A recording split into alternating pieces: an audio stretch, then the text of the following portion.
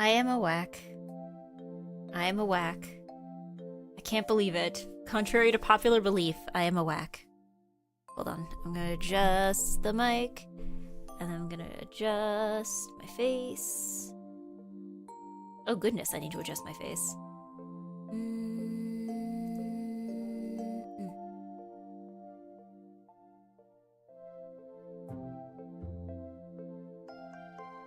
There we go. There we go.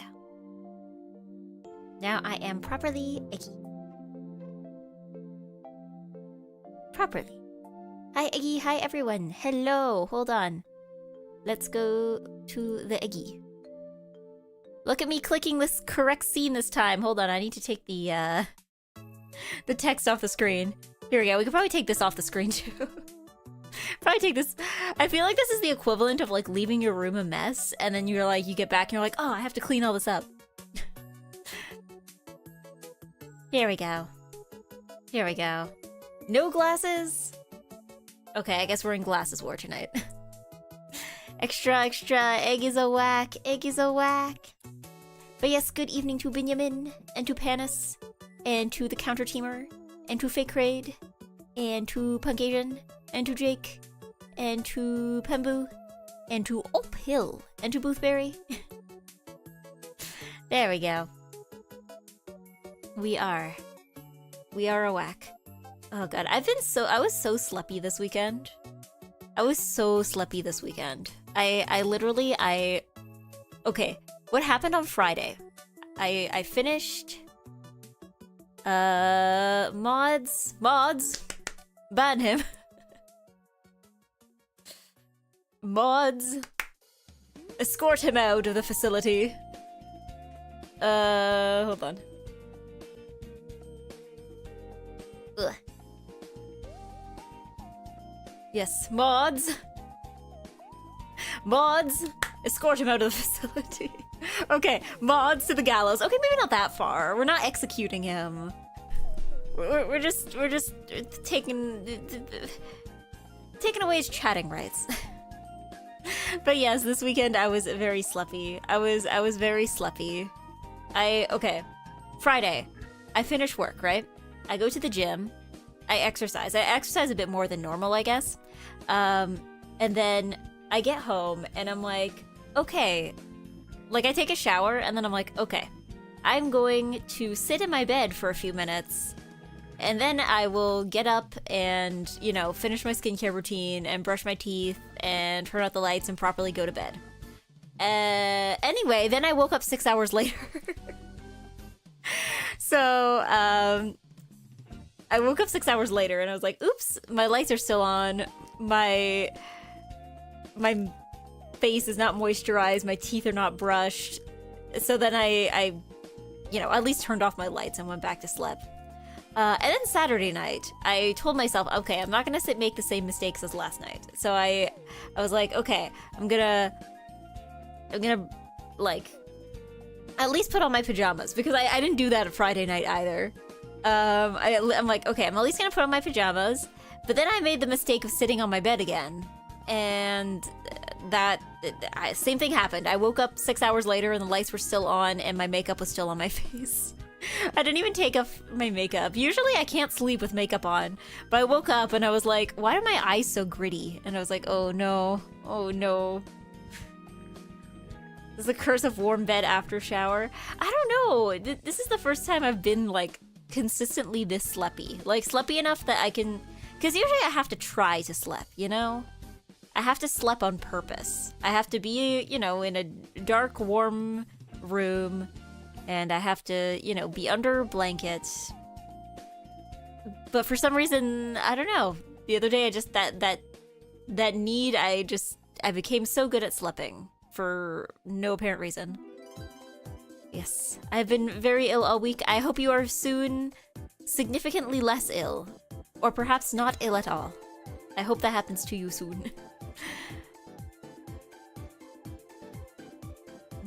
But yeah, it's the curse of warm bed after shower. I don't want to be bed. I'm also tired though. I don't know why exactly. I mean, last week was really cold. I know that's not like the case everywhere for everybody, but like last week was very, very cold. This week I think we're getting like something of a break, but last week was like really, really like mean and bad. It was mean and bad. I spent the entire week being like, I'm so glad I don't live in previous Eggy City anymore, because those kinds of winters were like completely normal. Like, it was like, Eggy City winters was like last week, but for like several months straight. And I'm like, I'm so glad to live somewhere where this is like an anomaly and not the norm. I'm so glad to be sleeping in a warm house. But yeah, I am trying to be less sleepy today. I don't know if it's working, but I'm trying. I mean, I went to work today and I was not particularly sleepy at work. And then I made dinner and I was not particularly sleepy while making dinner. And then, yeah, hopefully I will not be particularly sleepy now. Hopefully not. Even though you all decided you wanted me to wear sleep clothing. Unbelievable. Too warm in winter induces a nap coma. Does it? I don't know. Egg, jong? Yes. I must be awake to jong. You cannot jong in your sleep. You cannot jong in your sleep. Oh woo. Hello Azure. Thank you for the redeem. You cannot jong in your sleep. Or if you can, then I would be very impressed. But no, I must be awake. Must be awake. Just means you're not jonging hard enough. I can jong in my dreams. I don't know. Have you guys ever had the experience where you like, you don't wake up? Like your alarm will go off and I guess you turn it off or you just like let it ring or whatever. And then you basically have a dream about getting up and getting ready. And then you eventually wake up and you're like, oh my god, I didn't do any of those things. Has that ever happened to you? It's very annoying. It's very annoying because then you're like in a panic. Luckily, it hasn't happened to me recently, but I definitely remember when I was in school that would happen pretty often. I don't know. Can you dream an entire day? Can you dream like getting up and getting ready and then like going to work and then coming back from work and then like jonging? Have you? I don't think I've dreamed a whole day yet, ever. I don't think it's happened quite yet. But, because I don't know, when I have those kinds of dreams, I'm like, are they happening in real time, if that makes sense? Like if I'm sleeping and I have a dream that I'm getting up and getting ready for work, I wonder if like it takes me the same amount of time in the dream to do what I need to do. Like, does it take me the same amount of time in the dream to make breakfast or to like brush my teeth in the dream? I always wonder, I'm like, are those happening in like kind of in real time? Dream about waking up, not actually a whack. Do it 3 more times until a whack. It's like, wait, are you really a whack? But are you really a whack? Are you dreaming this Eggy stream? Did you have a dream that Eggy streamed on Monday and played Mahjong? And you're gonna wake up and then you're gonna be like, oh my god, I missed the actual Eggy stream. Yeah, because I keep telling myself, I'm like, I'm gonna stream on Sundays. I'm gonna do recordings because I have something I need to record for someone. I'm like, I'm gonna do recordings on Sunday. I'm gonna stream on Sunday. And then I wake up on Sunday and I'm like, ooh. And then I'm so tired, sleepy the whole day. It's like, I know Sunday is supposed to be like my rest day. But it's like, there's things that I feel I can only do on Sunday. But, I mean, I did laundry, so it's not like I did nothing on Sunday. I did laundry. I washed my laundry. But, yeah. I feel it's like, okay. Maybe I need to reformulate the Eggy lock-in plan. We need to invent a new day of the week. Plans! Ooh, tired and cold. Planless. I don't know. I think maybe my friends are simply stronger. Maybe my friends are simply stronger. Yeah, because I feel like I need to make an extra day of the week. Because I'm like, okay, stream Monday, exercise Tuesday, stream Wednesday, Japanese class Thursday, exercise Friday, socialize Saturday, rest Sunday.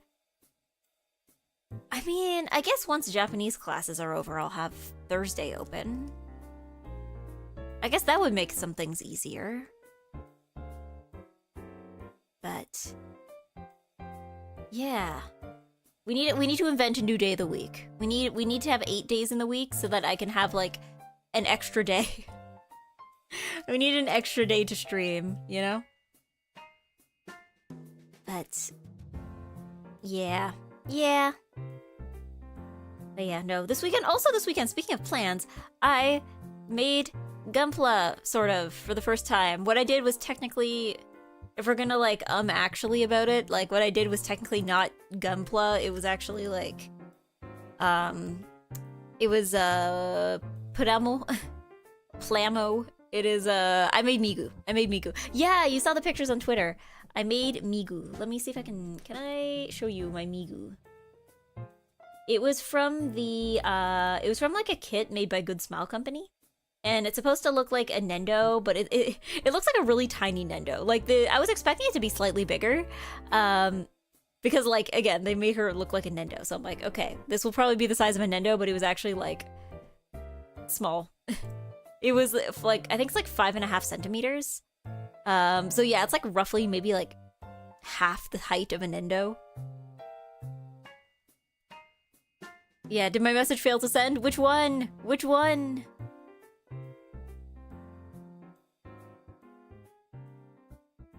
Here we go. Migu. Migu. I was about to click and send in, well, actually, not Gunpla, but my husband physically restrained me. Actually, oh goodness, hold on. Let's make that smaller. There we go. Yeah, there's my Migu. I made a Migu. Hello, Melvin Supreme. Hi, hello. Yeah. Actually, Eggy, drink water? Okay. Mega Migu? No, this is Mini Migu.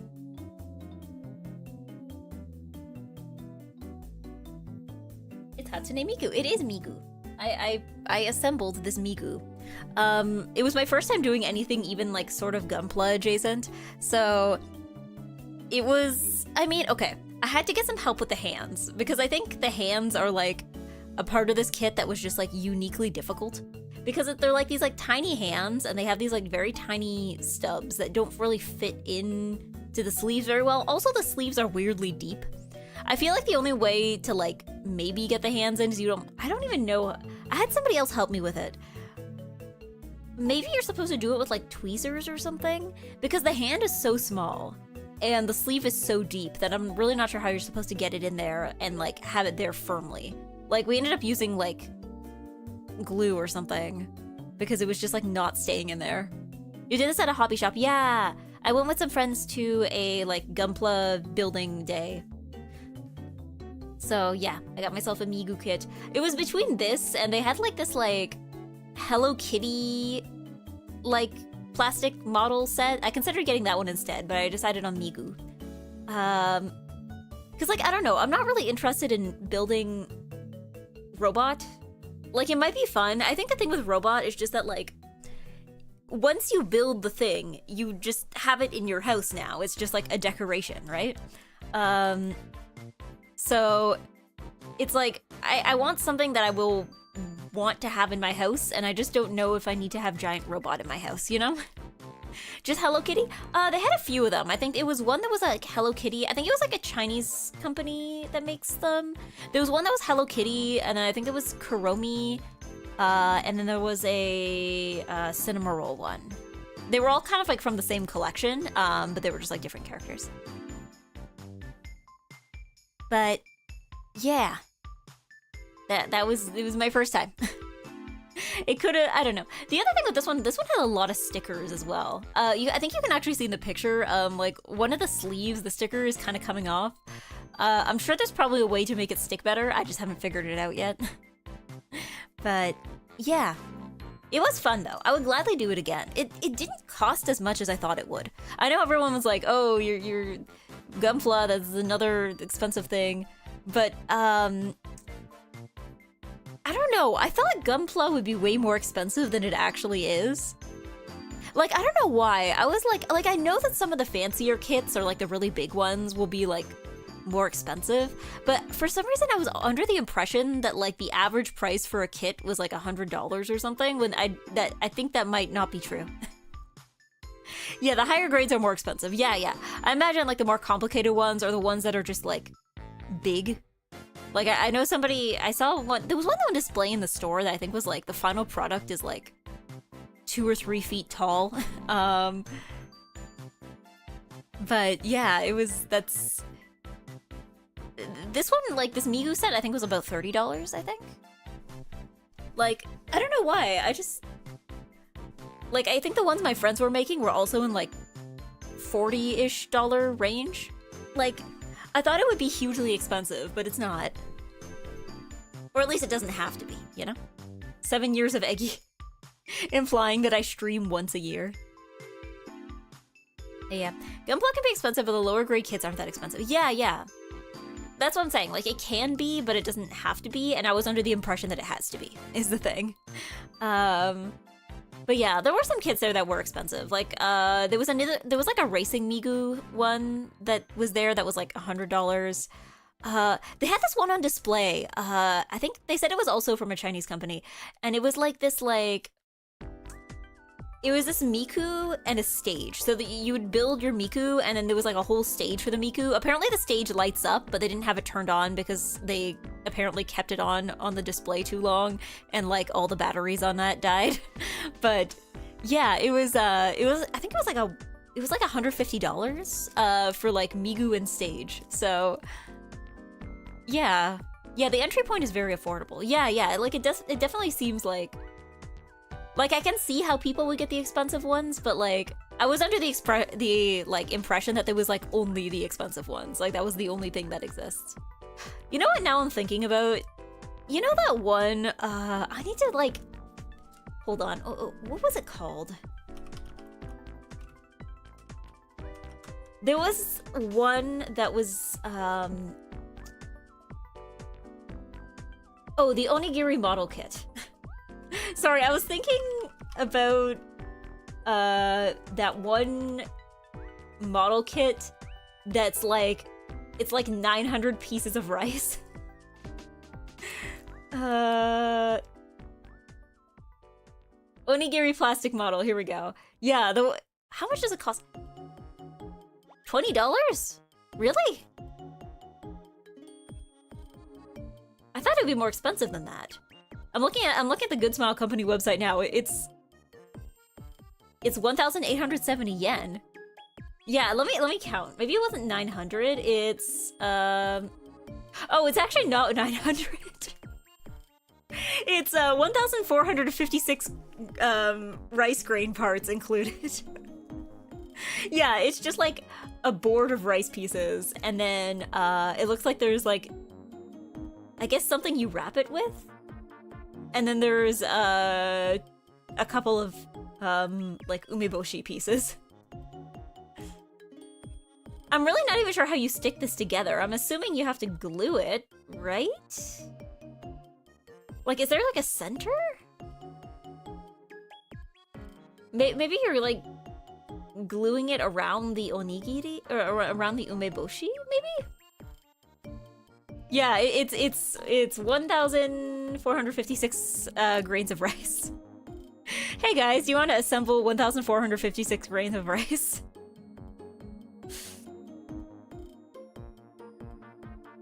Like, and it's funny too because I guess it's one of the, it looks very complicated, but I imagine that the final like end product is like just incredibly unimpressive. It just looks like a rice ball. Although from the photos, I'm not gonna lie, the grains of rice actually do look pretty realistic. Like, they kind of, they do kind of just look like real rice. I'm not gonna lie. But yeah, no, I don't know why. I thought it would be more expensive. Just like in general. Now I'm looking at the rest of the good, hold on, I'm surfing the Good Smile Company website.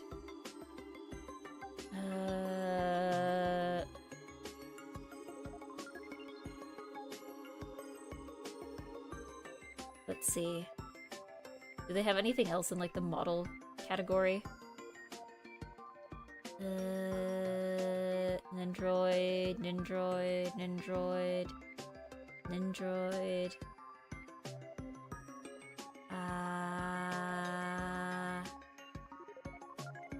Oh, they don't seem to have like a section on their website for it.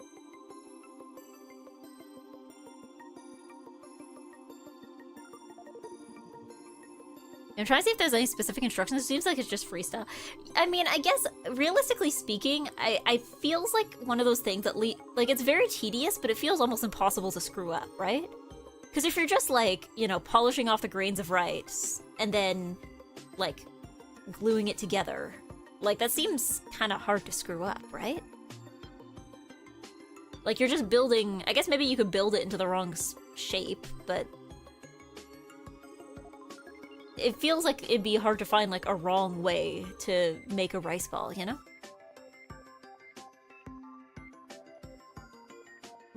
Unless maybe, now that I think of it, maybe there's, like, a different method? Like, I wonder if maybe instead of, like, gluing it together, there's, like, some kind of, like, sticky thing in the middle? Like, some kind of, like, big thing of tack or something, and you just, like... you're just, like... No, but then they wouldn't stick very well, would they? Yeah, oops, glue got everywhere, rice fell, glue hardened, now it's ruined.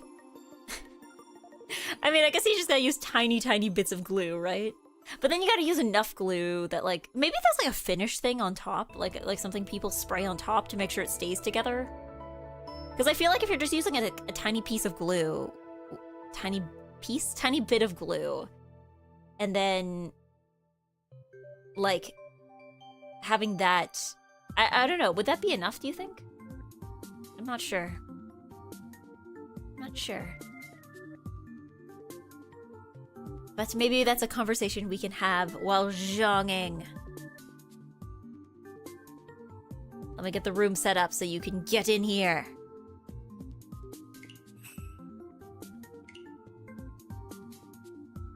Let's do east only. Alright, 93857. You hear that? 93857. I would zhong but work. Have work. We will zhong. We will zhong for you. We will zhong for your sake. Good eve, fine egg. Hello, Remy. Yeah, looking at the onigiri remind me of the pop and cooking kits. They seem fun, but the candy sucks. Yeah. I think it's also too, like, some of the pop and cooking I think are just, like, slightly more complicated than I would like them to be. Like, the sushi one is fun, but I have, I remember trying one with a friend that was like the burger set, and that one it's like, oh, you have to like microwave. You gotta put, there's like, I think for making like the bun or the fries or something, it was like a thing you had to like mix with water and then put in the microwave, and I'm like, okay, that's too many steps. That's too many steps for poppin' cooking. Let's settle down here.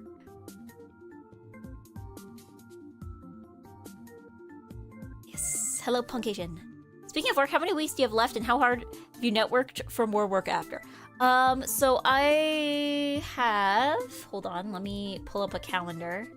Counting this week, I have 1, 2, 3, 4. I have 5 weeks left of EGGY work, counting this week. However, I did actually, maybe not network, but I might have an interview sometime in the next few weeks. Hopefully, maybe.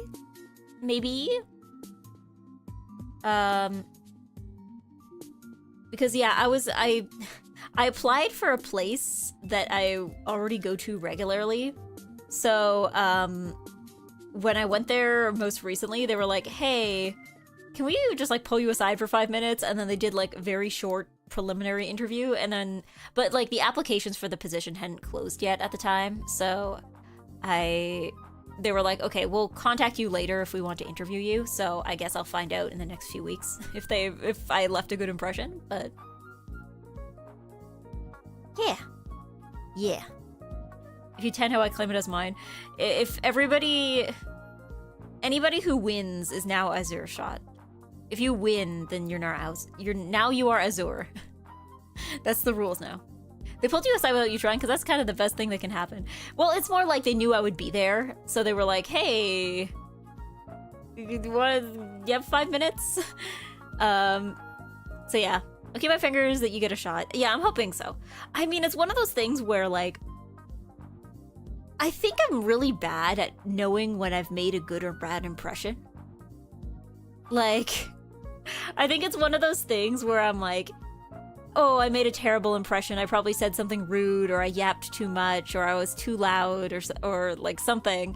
And then everyone's like, oh yeah, because even this current job, I came out of that interview being like, oh, I think I said something wrong. I think I did something I shouldn't have done in the interview, or like, and then they hired me. So, and then there's been other times where I'm like, yeah, that was a great interview. I think I got this in the bag, and then they didn't hire me. So I think I'm just really, really bad at knowing if I've done good or bad.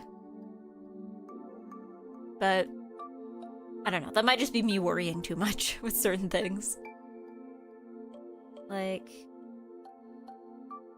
yeah, even if you bomb an interview, you can bomb it less than the other applicants, and that's a win. True. I guess because, I mean, if they have to hire somebody regardless, then, like, you don't have to be the best. You just have to be better than everybody else who they interview, right? But yeah, if I get it, though, it would still be 40 hours a week. I think the listing said it would be 40 hours, and it would be, like, a fixed schedule, so it would be the same thing every week, but it would not be, like, a Monday to Friday 9 to 5. It would be, like, 40 hours, and it would be the same 40 hours, but it would be, like, because sometimes they need people on, like, evenings and weekends, so it would be, like, kind of, they said it, like, again, it said it would be fixed, and that it would be 40 hours, but it would not be, like, yeah, it wouldn't be, like, a 9 to 5 schedule. But if anything, that might work better, because if I can stream in the morning or something, like the way I used to. But yeah. Howdy, Marie. Hello, Sheriff Pumpkin. Howdy.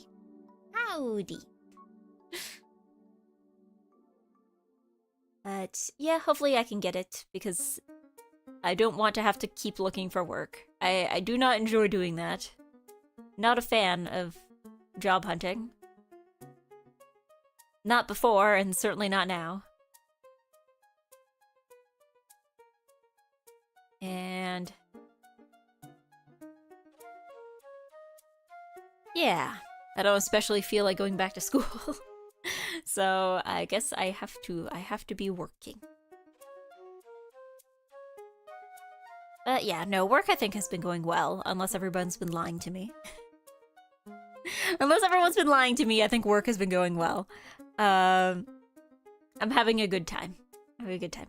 Uneggployment is rough. Well, it's like, I don't know. To me, it just feels, it's like... Cause like, I don't know, I think... Cause my first part-time job was in high school, right? And then up until... Well, I guess for like a year or two, I was like employed all the time. Then there was like a spell while I was in spa school where I could not find a job. But then I found a job, like, I think I was only like completely unemployed for like, maybe like 6 months of that year. Because then I was eggployed in October of that year. And then, yeah, I was eggployed from like 2017, end of 2017 until 2022. Basically, yeah, from like 2017, like late 2017 until I left for Japan. I was eggployed that entire time. I mean, not counting certain gaps for like when stuff was closed for COVID, or I think there was like a gap of like a month between when I left one job and I found another, which is something that would not be able to happen today. Like to just be able to immediately find something else. So that was, yeah, but other than that, like I think throughout that entire time I was eggployed. I was at least on someone's payroll somewhere, you know? And then, yeah, after that, it's like I went to Japan and then I came back and then it was like, I don't know, there were no more jobs. They stopped existing. Eggy went to Japan. Okay, fine, you can check off Japan mentioned on, you can check off Japan mentioned on the bingo card.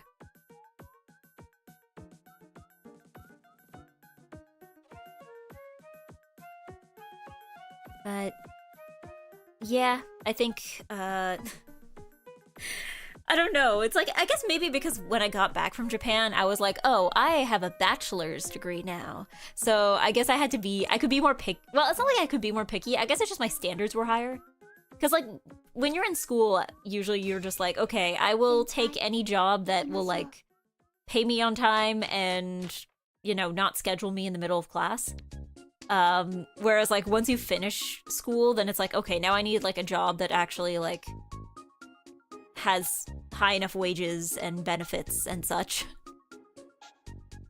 Why would we check off the free space? Well, look, okay, if you went to Japan, I'm sure you would also never shut up about it either. Actually, now that I think of it, maybe this is a genetic thing, because I think my mom, when she was in her early 20s, she took a trip to Europe, and she also mentions it many years later. Maybe it's genetic. Maybe it's genetic to, like, go abroad when you're young, and then talk about it for the rest of your life.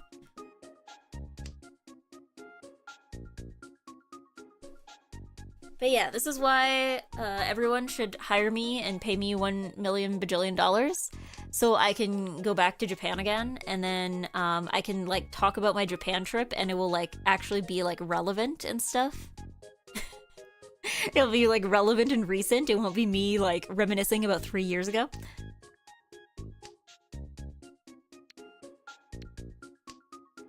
Maple still lights up about her trip to Japan. Yeah, but like wasn't hers like last year or the year before? It wasn't. It was pretty recent, wasn't it? I've gone to both. I almost never mention it. Well, that means you need to go back and do something worth mentioning. I was a weird weeb who actually had no real interest in actually visiting Japan. I mean, I think you still should. I think if you're going to be a weeb, like, you should go at least once in your life. Like, I think, like, you don't have to stay there permanently, but like to at least like go and experience it. Yeah, I think it disqualifies weeb status. Maybe a little, yeah. At that point, you're just like a normal anime fan, you know? I've never liked traveling. I don't know. That's not. I think that's maybe comprehend or get on board with.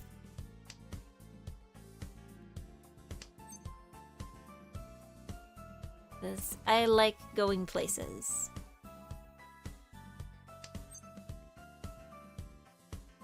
What does my phone want from me? Nothing important. Okay. I like going places. But yeah, I need money, though, to go places. Yeah, I might be a normal anime fan today. If I was downloading Fansub Naruto back in the day, as soon as it was available on insert site here. See, I think maybe that's more of an age thing. But I don't know, would watching Naruto, like, or whatever the today's equivalent of Naruto... I don't know. What is today's equivalent of Naruto, I guess? I mean, maybe probably just like whatever other whatever other shonen anime is going. People need money to travel? Yeah, some of us need money to travel, to go to other countries. Or even to our own country, depending on where part of the country you're trying to go to. We don't really have one. My Hero Academia? Solo leveling? Shonen only lasts a couple years now. Well, yeah, but I think that's also because the way anime is done is different, right? Because like back in the day, it was like you had like one series, like one animated show that would run for 9,000 years. Or at least until the manga ended and it had to catch up. But I think now everything is done in seasons. Like everything's done in like 12 or 25 episode bursts. As opposed to like single thing that runs forever. Except for One Piece. Except for One Piece. I played a teeny tiny bit of Mahjong Soul. Let's go!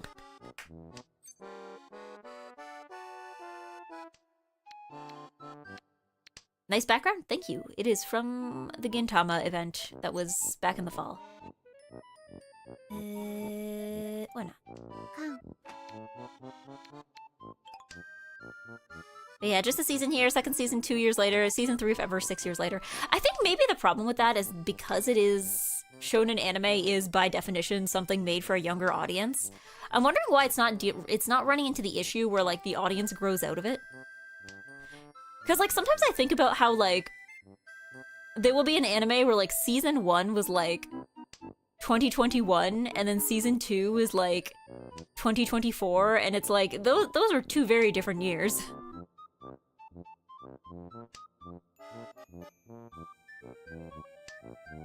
Even One Piece is switching to seasons this year. Really? Again, I'm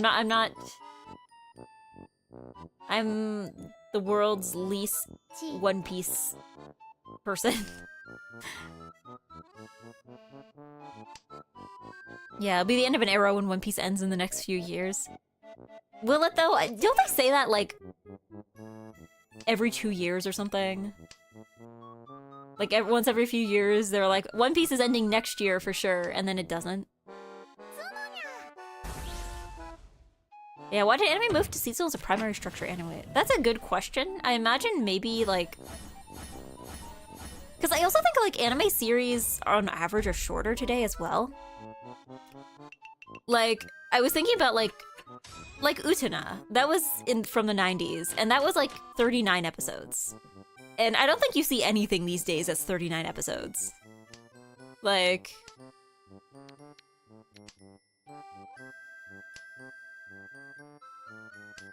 Yeah, just learned the other day that Tanya the Evil, season 1 was 2017 and season 2 is premiering later this year. Was there like movies or something in between? Because I know sometimes you have some things like that, like I think Zombieland Saga just had a movie come out where like the season 1 of that was like 2018, season 2 was like 2021, I think? And then they just had a movie come out. There was a movie in 2019. Okay, so it's not like the whole thing was like completely dormant for that entire time. But still, yeah, that's like a 9-year gap. Yeah, that's almost like a decade.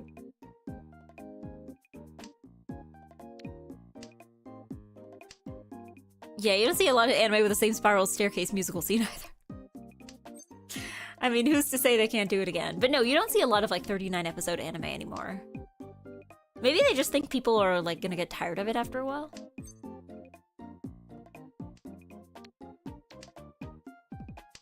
$291 Dragon Ball Z episodes. Dragon Ball Z is it. I'm not up to date. What is the newest Dragon Ball? What is the one that is most recent? Because I associate Dragon Ball Z with like the thing that aired on YTV when I was a kid, but I know that that's probably not correct. I'm probably misremembering it. Dragon Ball Super? Okay, that's like the newest one.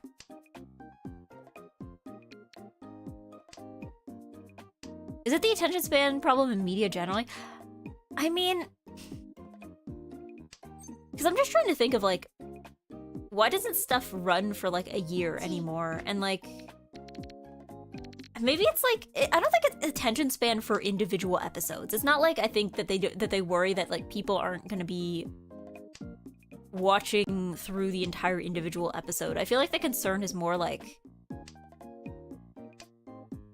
I guess overall like cultural attention span of like everything moves a lot faster now. So like the idea of like, you know, if we take a 1 week hiatus, will everybody forget that this show exists kind of thing?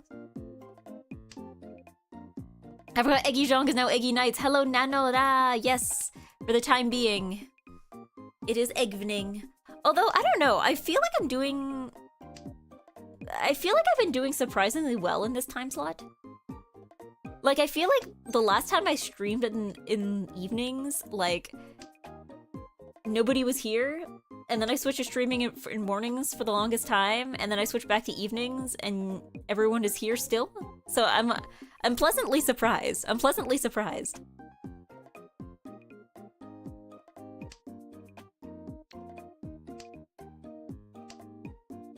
Ikuhara's last show was 2019 and only 12 episodes. I don't know. I'm not too concerned about Ikuhara making something again because remember that there was like basically like a 1 decade over. Yeah, it was like almost over a decade long stretch where he just didn't make anything before Penguin Drum, right? Like I'm just like he will make things. He will make things when he makes them. He will make them when they get made. And I will run when I have the tile for that.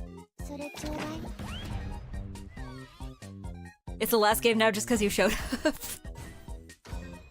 Yeah, and ending early specifically to spite Nanoda.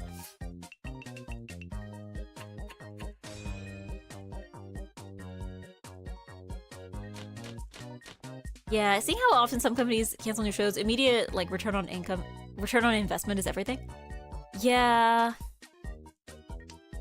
I don't know. I'm thinking also maybe too, like, because a lot of stuff now is adapted, which I mean, it was that way in the past too, but like stuff that's like specifically being adapted to promote something like a manga or a game or something.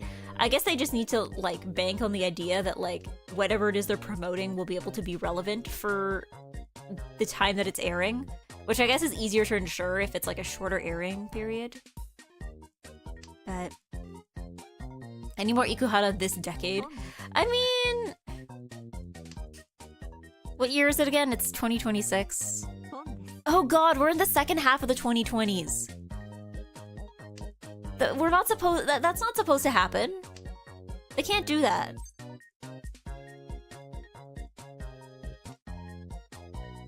They're not supposed to be able to do that. We're not supposed to be in, like we're closer to 2030 than we are to 2020. I don't like that. Hello, Elliot. Yeah, that's exactly what I was about to say. They can't do that. That's not allowed. We shouldn't be able to do that. We shouldn't be able to, like, be near the end of the decade. I mean, we still got, like, a substantial amount of time to go, but, like, still. Like, technically the end of 2024 was 5 years since start of 2020. I mean, okay, now you're getting a little too actually about it. I don't think they care. Yeah, who's in charge? I want to speak with them. I think actually, in the same way, like, you know, when people are like, there should be like 3 extra hours between like 8 and 10 p.m. It's like, I think we need like 3 extra years between like 2022 and 2026. Like, oh god.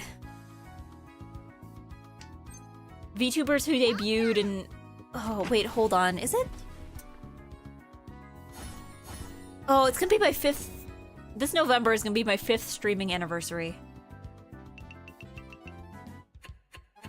Oh god, I have to figure something out for that. Please no. Ugh. Alright, good job, Punk Asian. Sorry, I got too tilted by the fact that it is the year that it is. Oh man, March is gonna be mine. Ugh. Like, I was already going, ugh, last year when, like, all the people who debuted in 2020 were celebrating their 5th anniversary. Now I'm just like, I think I spent more time streaming in the first 2 than in these past 3. I mean, I think that's been the case for a lot of people. Like, I mean, technically you could subtract, like, half a year from me because, like, there was, like, big gaps around, like when I went to Japan, but also, like, I think with leading up to that, because I was in school, and, like, there'd be times where I'm like, oops, I need to do my homework and study. Like, I remember when I was, like, 2021, it was, like, I debuted, there was debut week, I streamed a bunch. I remember I streamed, I think I did a stream about Lolita fashion. I did an Animal Crossing stream, and then I disappeared for, like, a week. Because I was like, oops, I streamed too much and I forgot to do all my schoolwork. Oops, tehepero. Ano, eto, bleh. And then, yeah. Honestly, like, the job I had at the time let us use the computers for whatever we wanted as long as we were, like, not ignoring customers for it. I think I would have had to straight up quit streaming if I did not have that job. Because, like, I was able to, like, basically get paid to do my homework at that point. Like, I did all my reading and all my, like, I would type a lot of my essays at work. And that was the only reason that I was able to, like, still stream even a little bit that semester. But just because it's like, oh, cool, I can use my time for 2 things at once. I'm at the point I've seen multiple live notice for people where I was like, oh snap, really? I haven't seen that name in like 3 years. Oh, I mean, I think there was people who did long hiatuses and then came back. Which is always good. Especially for people that never, like, formally graduated. Because I think it's one thing if someone is like, okay, I'm done streaming, this is a goodbye. But then sometimes you have people who, like, they never formally stopped. They just, like, they just didn't do it for a while, you know? You did the college course reading? Nerd. Okay, to be fair, like, my major was like 80% reading. I don't, if anything, I probably could have skipped every single lecture and the only thing I would have lost would be, like, participation marks. Like, most of the lectures were just the professors, like, reiterating the reading. I could have just like read. I could have just read for the entire semester and not gone to a single class, and I probably would have maybe even done better than I actually did that semester. But yeah. It's always nice when you see a face reappear, like Clavio the other day. Yeah, well, I wouldn't say it's reappearing. She appeared in a new shape. Is it the same artist?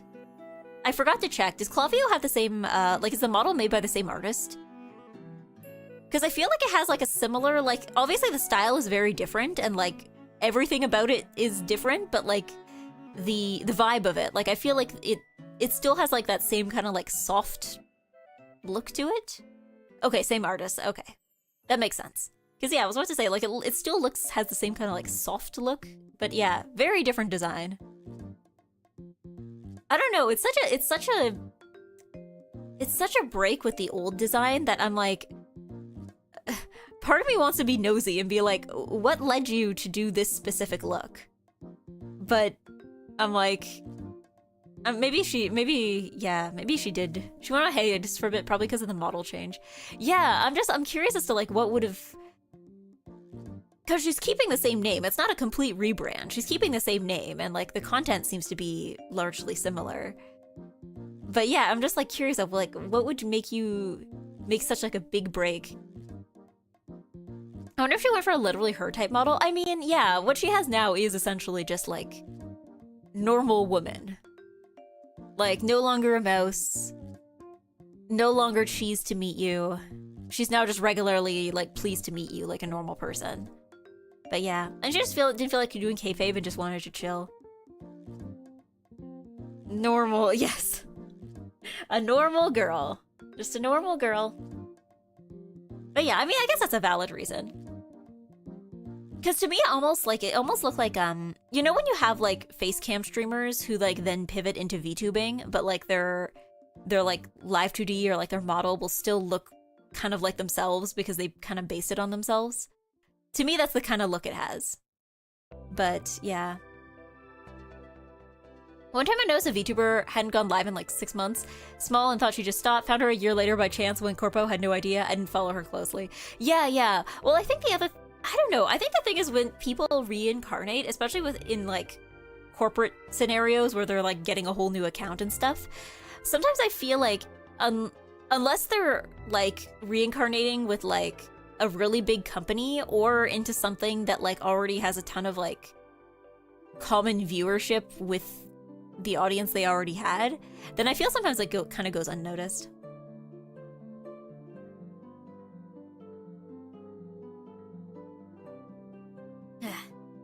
So Zia is a normal girl who's definitively not a cat, and Clavia is a normal girl who isn't a mouse. I see a trend.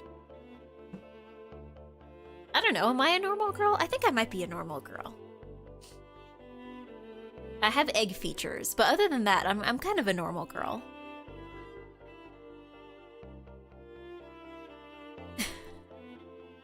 You're an egg girl? Am I normal? Am I normal? Maybe. I don't know. I feel... Maybe I need to be less normal. What do you guys think? I've been feeling recently that maybe I'm too normal. I'm too normal in the way I look, and the way I speak, and the way I act.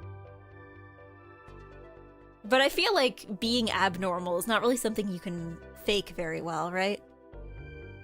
You're one of the most normal streamers I follow and you have a real charm with it. The charm is normal.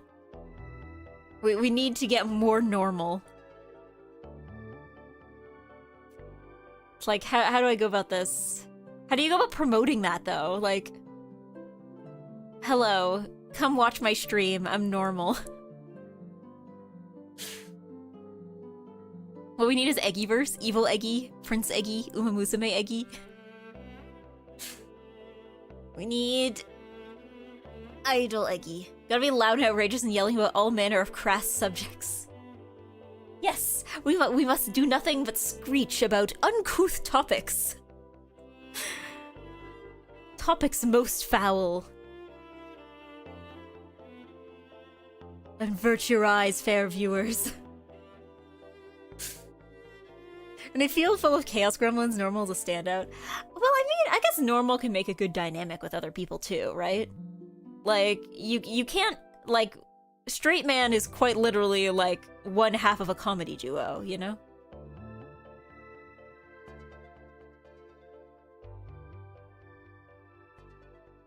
Yeah. I don't mind either way. Eggy is Eggy, will always be Eggy, or whatever you do as you end up if you ever change. Yeah, I will be Eggy. I don't know, sometimes I think I'm like, given the way I sing, I need to be more dramatic.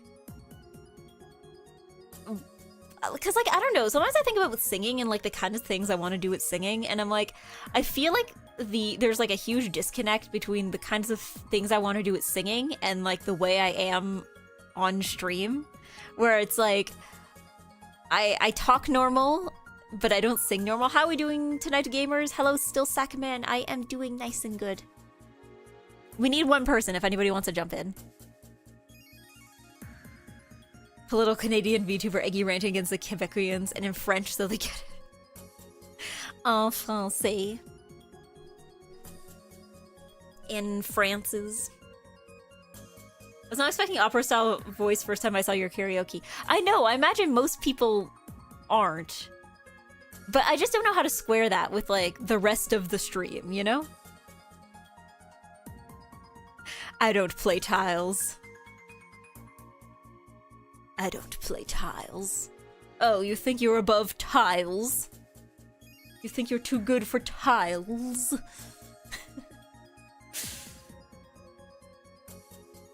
For tiles?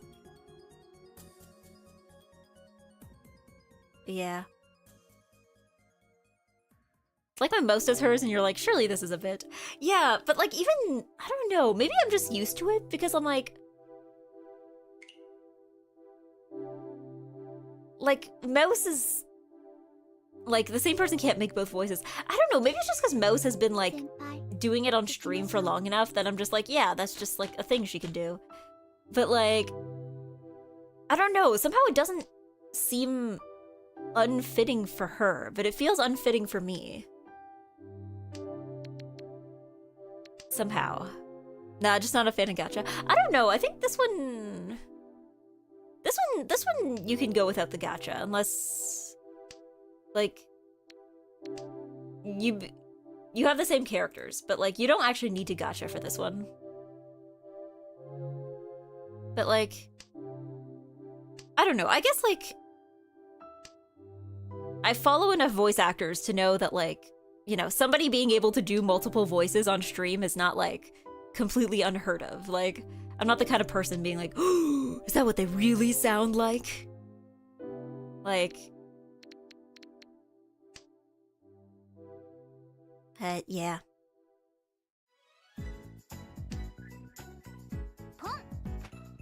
Tenho might be up your alley if you still want to play Mahjong online. Yeah. I mean, Richi City is also gacha, isn't it? I think it's just like different gacha. Speaking of gacha, I'm quite cross with Uma Musume right now. I have to do my daily logins. I have to do all my daily logins until the 9th, so I can maybe hope I can either get TM Opera O, the New Year's outfit, or you know, at least do the thing where you can like exchange your pulls for it, because I saved up 14k carrots and I did not get the horse I wanted. I got 3 other horses and none of them were the one that I wanted. Okay, my first pull with that 14k was like, it was like, I think I got I saw like the thing, you know how it has the special doors for when you're getting something good, and then I got Agnes Digital. And then I tried again, and they were like, oh, we're gonna give you something good, and then it was Gold City, which I mean I kind of wanted still, but like that wasn't what I was going for. And then they're like, oh, we're gonna give you the horse for the event, and I'm like, yes, the horse for the event, that's the horse I wanted. And then they gave me New Year's Haru Urara. It's like, no, this, yeah, so glorp, yeah, this is glorp shit. Okay, this is not glorp shit, but like, this is glorp shit. So now I'm just like trying to see if I just do enough pulls, if I can like build up enough to like pull for, not pull, but like just like get TM Opera O. I'm quite cross. I'm quite cross. At least they have like a carrots event New Year's thing going on right now. Please don't belittle my daughter Harurera. I mean, she's fine, it's just that like I'd be happy to receive her under any other circumstance, except that like, where's my TM Opera? Oh, that's like the only Uma I care to pull for. I skipped every other banner because I'm like, I only want TM Opera O and TM Opera O in a different outfit. This is the only horse I care about. The other ones are fine. This is the only horse that I'm like, yes, this is mine. This is the one I like. Like, Uma Musume is TM Opera O and then everybody else. Like,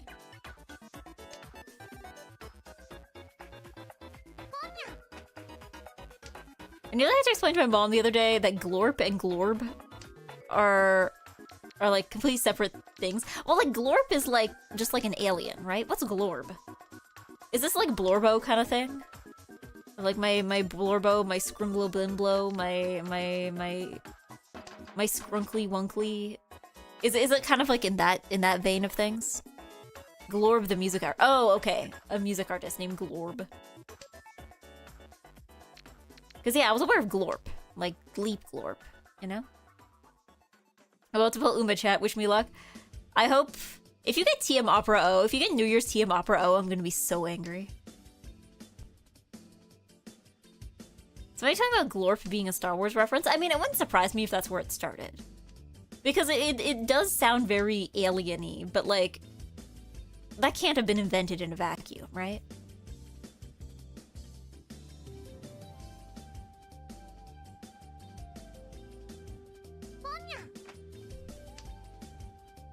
Did you say Scrimblow and her Bimblins? Yeah, well, what was it? Scrimblow, my Scrimblow Bimblow, what was it? Blorbo, that's the one everyone was saying. Blorbo. Scrunkly Wunkly. Scrimblow Bimblow.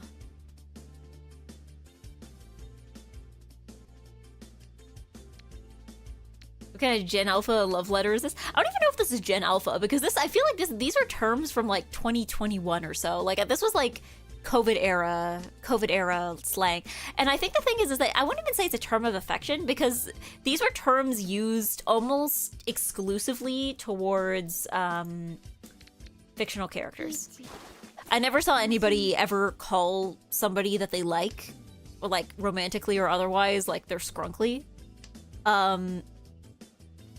Like these were things that you like exclusively use when you like post a picture of like your favorite anime boy or something, and then you call him your scrunkly, your blorbo, and so on and so forth. Yeah, Scrimble is Tumblr. Yeah, I think I've kind of probably had roots there. Done. I mostly remember it being on Twitter, but I think that might also just be influenced by the fact that that's where I was at the time.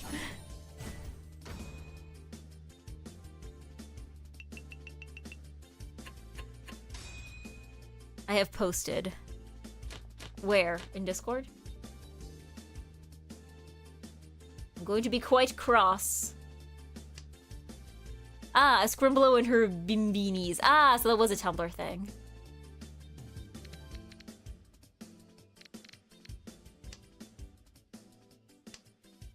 Didn't even get a 3-star. Okay, sorry, I thought you were posting like your Uma Musume poll. I was like, I'm gonna be so mad if it's Eggy, please. No.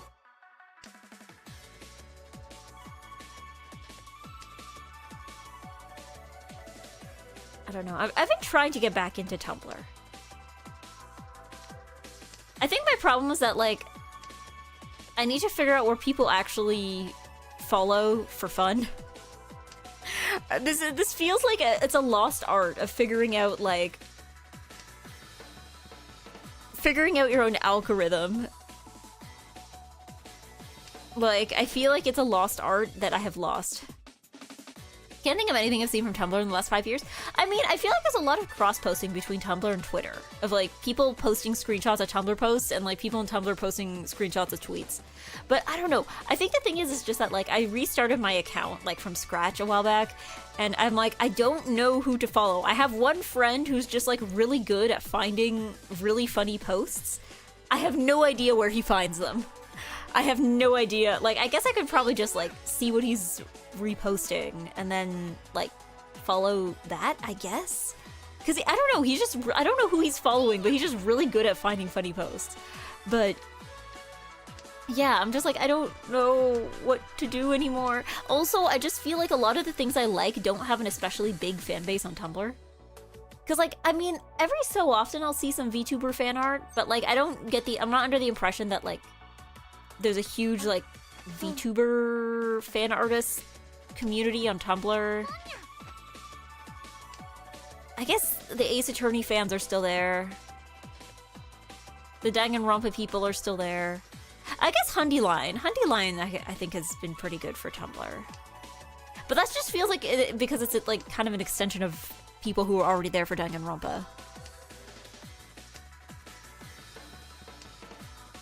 Yeah, Tumblr wasn't really my thing. From what I've seen is Supernatural, Doctor Who, Sherlock Holmes, crossover fanfiction, theater kid humor, and rage bait. And Korn before that got banned.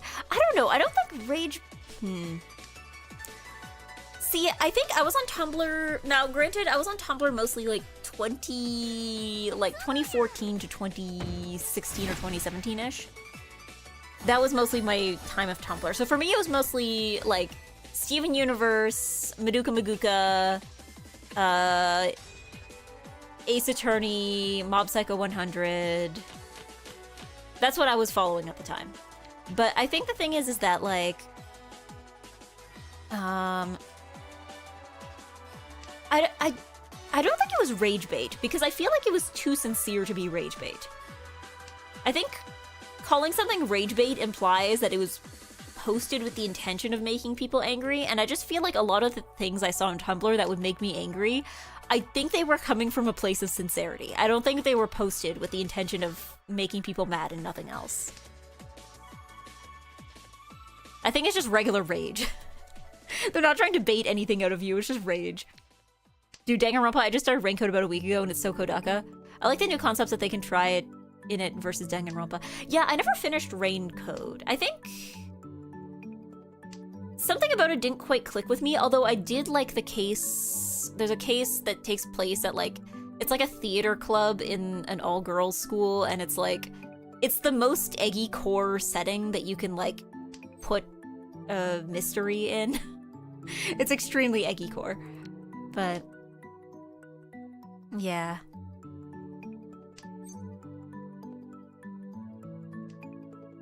Maybe I should rephrase things that you look at to make yourself upset so you can feel something. Okay, I guess that's fair, because that's I wouldn't say that's rage bait. It's just rage.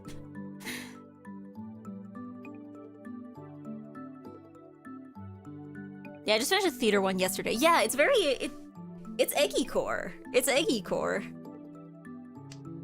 Nowadays I admire genuine rage bait without blue checkmark just for love of the game. Yeah, we're not doing this for profit, we're just doing it for fun. No, I don't know. I don't know. I think rage bait can be... I don't know. I think if you play your cards right, it can be funny. I think most people just don't play their cards right.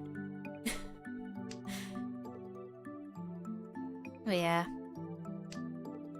Ouran High School Host Club seemed popular then, though. Also very eggy code. I think I was a little bit late for Ouran High School Host Club. Like, I think I watched it for the first time in, like, 2017, which I think was, like, at least 5 years too late for that. Like, it's one of those things where I'm, like, watching it, and I'm like, I bet this was hilarious at the time. Unfortunately, all the things that they're referencing are no longer relevant, and or I don't know enough about them to know what they're referencing. I literally saw a Toradora figure being released today. What year is this? Oh, I mean, I know Good Smile has been, like, digging through the past to try to find new characters to release. But I feel like Toradora's been getting, they've been getting figures pretty consistently for the past, like, all of the time it's existed.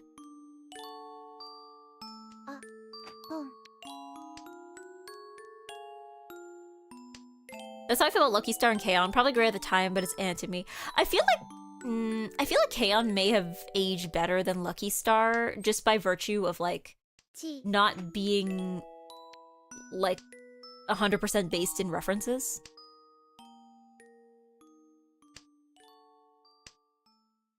But yeah, I'm trying to think of, like, trying to think if there's anything that I'm like, this was probably great at the time, but I missed it, and now there's no point in going back for it. Because I'm trying to think of, like, when I was getting into anime, like, what were the shows that people were like, this is legendary, this is amazing, this is the best thing, all fans should watch it, that people just, like, don't talk about now?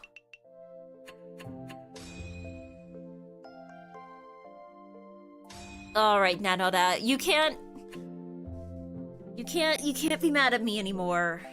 You beat me by, like, 700 points.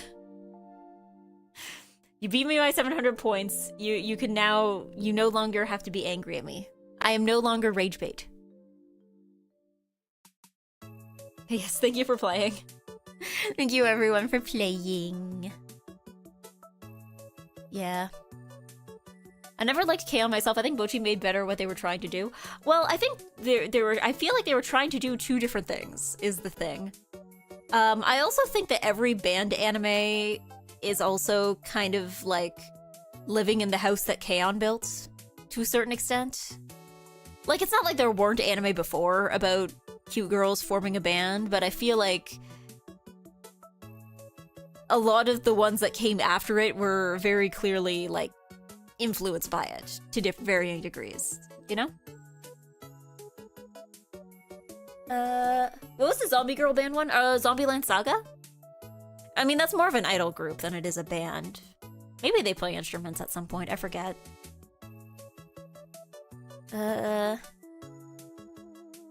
Escaflowne? Oh, yeah, that's true. I never watched that one, but yeah, you're right. That's like another one that people are like, this is the greatest anime of all time, and then everyone just, like, forgot. I've seen several Japanese women profess their undying love for Detective Conan. Yeah, but you see the difference is that Detective Conan is still running, both in manga and in anime, and I don't think they plan to stop it anytime soon. Like, everyone talks about, like, the length of One Piece, and nobody talks about, like, the also ridiculous length of Detective Conan. Yeah, it's such a good anime that no one who wasn't watching in the 90s seems to know about. I remember people, like, reference it. Is it one of those ones that's, like, isekai, sort of? Like, early isekai? Because I remember seeing people referencing it a lot when, like, talking about, like, isekai specifically.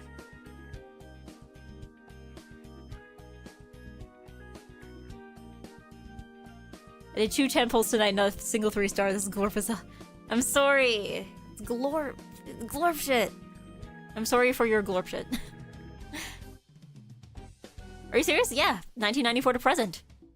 Conan has been a child for 31 years and will probably be a child for like at least another 10. I don't know how old the mangaka is, like, or if they have other people working on it. But yeah, I'm not under the impression that they plan to stop anytime soon. And I guess it's one of those series where you can, as long as you know the premise, you can kind of jump in anywhere. Which I guess has probably kind of helped it live for 1,000 years. Like, Rave Master and Monster Ranchers were bangers too that disappeared into time. I've never heard of either of those. What? Are you sure those are like anime? And these sound like video game titles. Hold on. Monster Rancher. TV series. Okay, so it did have video games. I'm not going insane. Also, like, what is this? What is this North American cover art? This is what? What? Like, let me just show you like the first 2 things I'm seeing, okay? So like, the Japanese image that I'm seeing here looks like this. And then I pull up the North American box art, which for some reason, can I load WebP files into here? Or are you gonna yell at me? Yeah, for some reason the North American one looks like this. What? Maybe this is why I haven't heard of this before.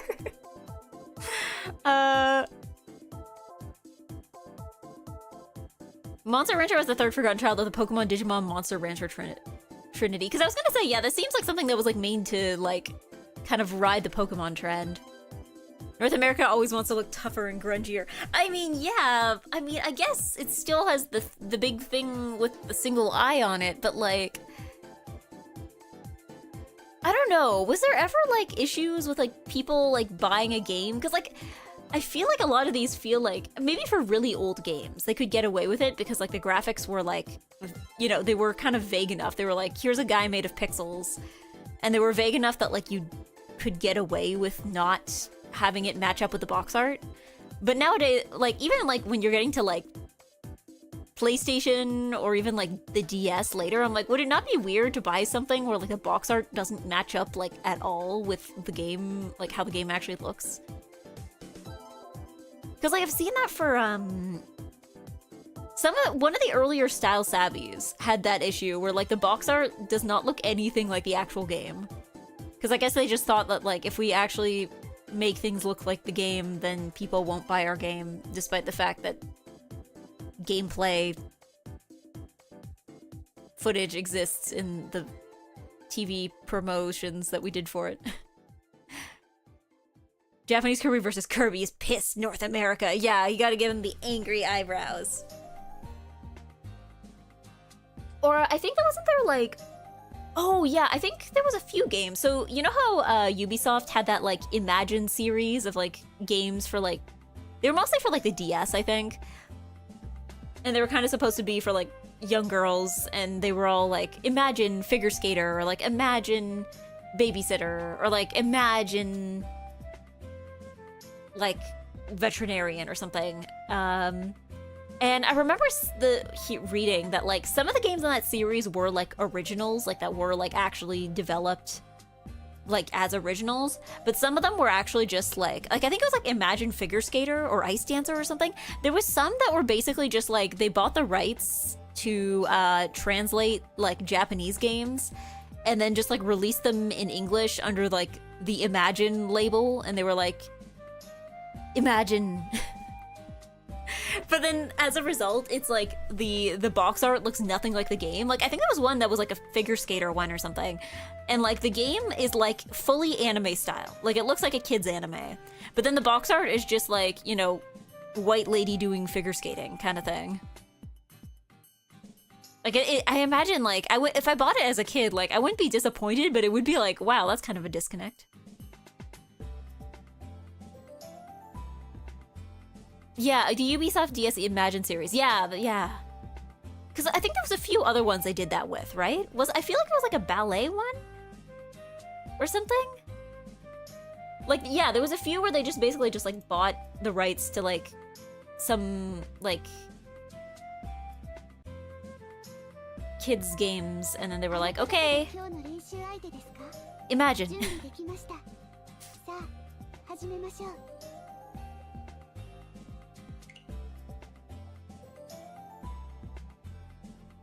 Ubisoft will never be my soft smoking coach. Yes, the DS game cartridge that exists almost exclusively in thrift stores everywhere. I wonder if anybody ever actually succeeded in quitting smoking with my stop smoking coach for the Nintendo DS. Clearly, that's why all those people were getting rid of their copies, right? Clearly, it's because they stopped smoking and like they don't need it anymore. Gonna make a game called Imagine, and it's an empty case. You have to imagine the game. I think you've just like invented the concept of like tabletop games. Imagine a game. Here's some guidelines. Now make it up yourself. There's a McDonald's staff training DS game too. Wait, was that like release to the public, or was that like was McDonald's corporate like giving people with DS's like the McDonald's training game?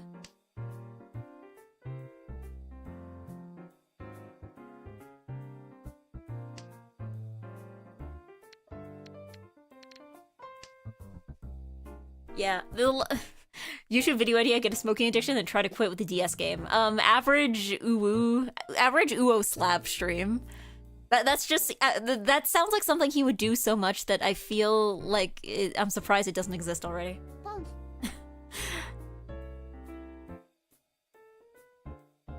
There's a lot of stuff that goes into tabletop I wish was free. Well, I know there's like books and stuff because they have to like write the rules down somewhere. But like within individual campaigns, you're kind of just like, you made the game. This campaign sucks. My brother in Christ, you made the game. Yeah, the McDonald's was for corporate only, never public, and it was a pretty good soundtrack. I'll have to look it up, because yeah, I think I have heard of that. I just like have never like actually seen footage from it.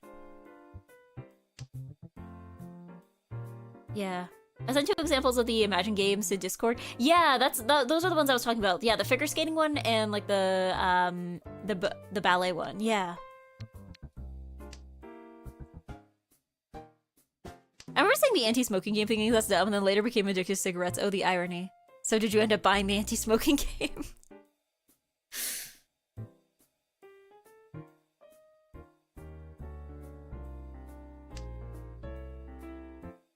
But yeah, I don't know. I guess maybe with kids games now that I think of it, because like I feel like there's a lot of like Because you know how you have games that look very anime, and I guess that's not as much of a problem if they're marketed to adults, because like anime looking games, like adults kind of know what they're looking for, right? Like the people who were into JRPGs at the time, like they know what a JRPG looks like, and they know what they're looking for. But like I guess maybe with kids games, there's a lot of stuff that's like targeting kids in Japan, but it's like not adult enough to market to adults in the West, but like I guess it's a little too anime looking to market it as like a normal kids game, especially if it doesn't have like another brand attached. Like there's not like a well-known franchise attached to it. So I can kind of understand the struggle at the time a little bit.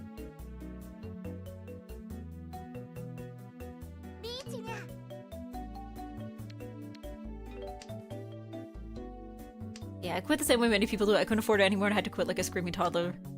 Like a real man. Quit like a screaming toddler like a real man. Like a real man. I bought Code Vein on a whim because it looked kind of interesting and I found out it was Souls-like by playing. I don't care for them. I mean, was it like you bought it because anime? Like, I don't know. I'm not really into Souls-like either. But you're like, anime. Did you just like go into Steam and like look at like the everything tagged anime and you're like, yeah, this one looks cool?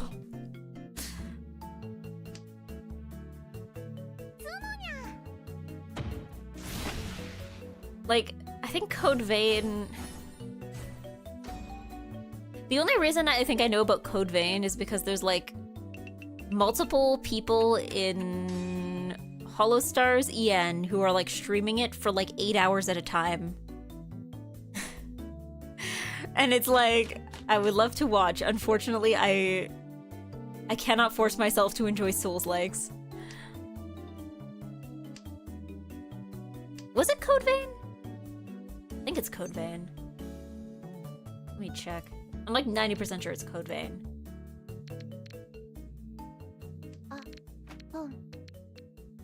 Yeah, let me check. Hold on.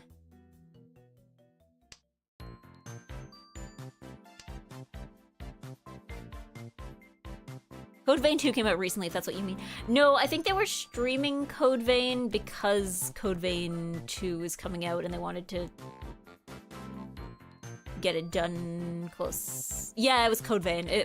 Well, now it's Code Vein 2, but yeah, okay, yeah, it was Code Vein that they were streaming.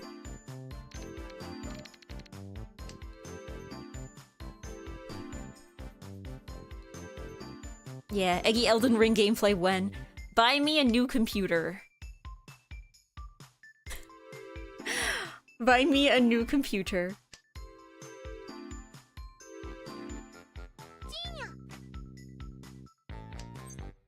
I don't know.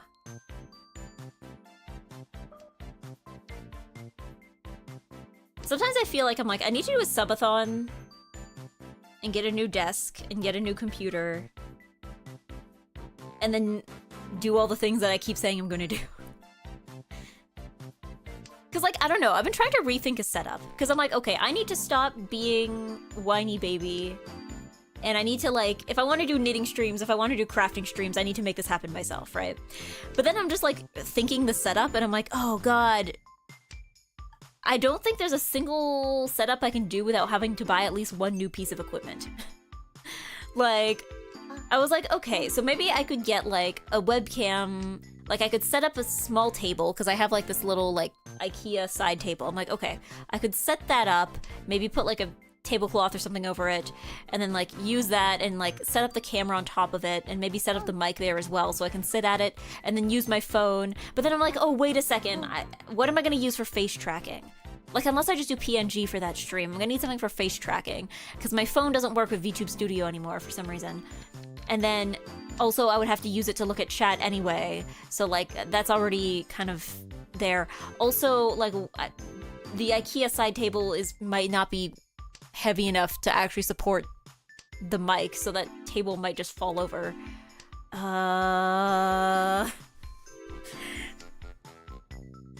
But yeah, I'm like, okay, maybe I need to buy, like, a second webcam? Will my computer, like, slow down immensely if I try streaming with two webcams at once? Like, if I have one focused on my face for the face tracking and then one on my hands for the hand tracking? I'm like, uh, uh.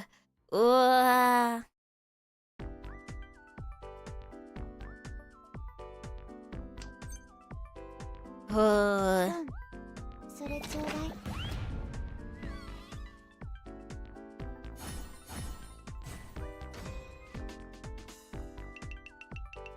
I mean, I guess I could stream from my laptop. And, like, because at least that has, like, a built-in webcam, and I can look at chat at the same time. But I don't really like doing that if I can help it, you know?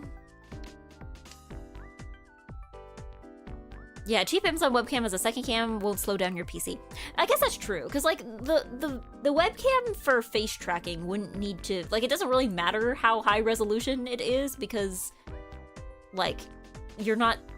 It's not like you guys are seeing the video directly, right? Yeah, buy a new computer for Eggy so she can play fighting games as the prophecy foretold. It's on the list. It's on the list.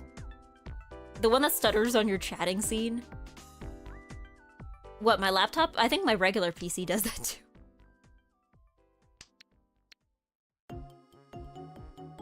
If anything, like, I think in certain ways my laptop is actually, like, in some ways it's more powerful than my actual PC. Like, my PC can't even upgrade to Windows 11. Like, it's too weak to do that. But yeah, my laptop, it's like, I don't know. I don't like streaming from it. It's not great. Did somebody just sprout when I wasn't looking? Hold on.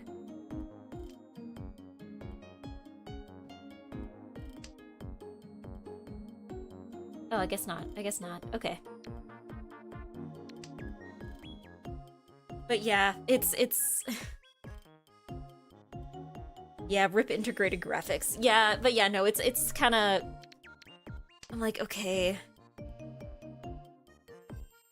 Because I want to do crafting streams again, because I remembered I had this, like, you know those, like, row-life, like, little, like, 3D puzzle thingies? I've had one that's been sitting in storage for ages because I told myself I want to do it on stream, and then I never got myself a setup that would let me do that. So, yeah.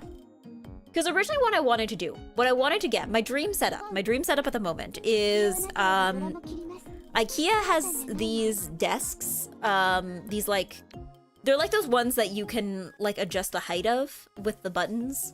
So I would want to get one of those, like the biggest one, because it would give me a lot of space. I could probably put both the PC and both monitors and still have space in the front for like hand cam stuff. So like that would be my ideal setup, is like that specific desk. And maybe with like a side table or something, but that would be figured out on a later date. And then I would put my PC on it. I'd probably be able to fit my like Switch and Elgato dock stuff on it as well.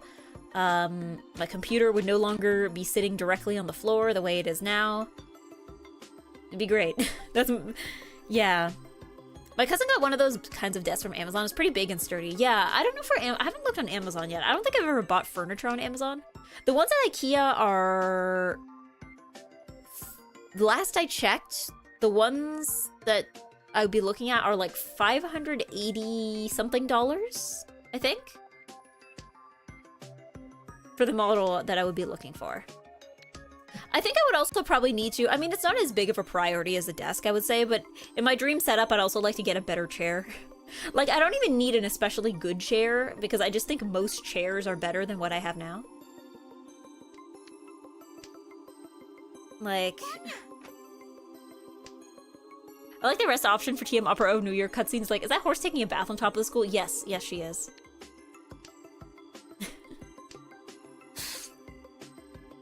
Don't you know? That's her lore. She just does that.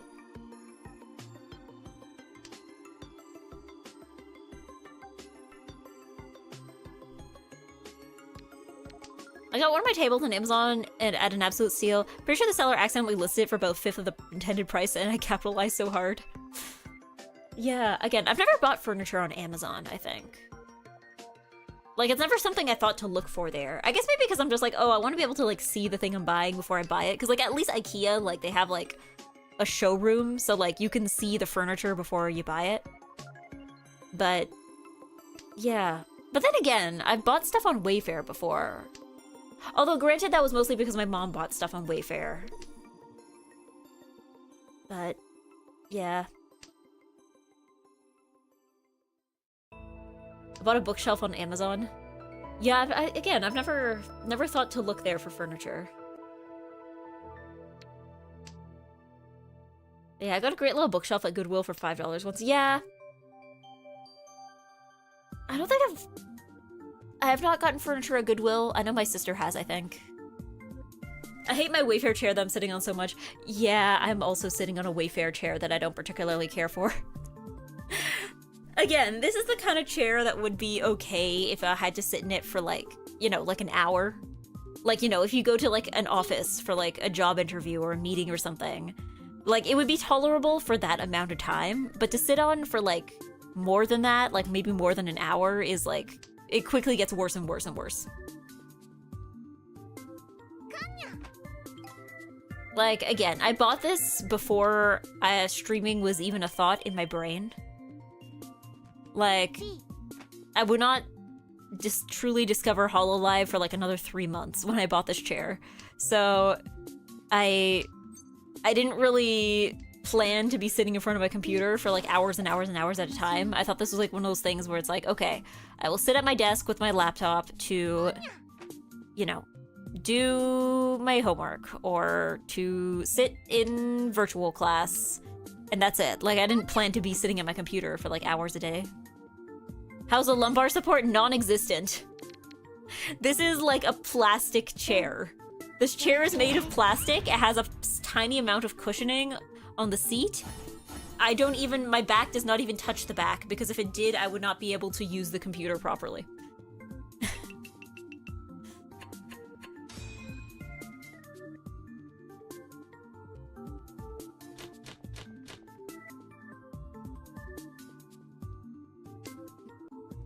Yeah, I hate fake leather. I'd rather get a mesh.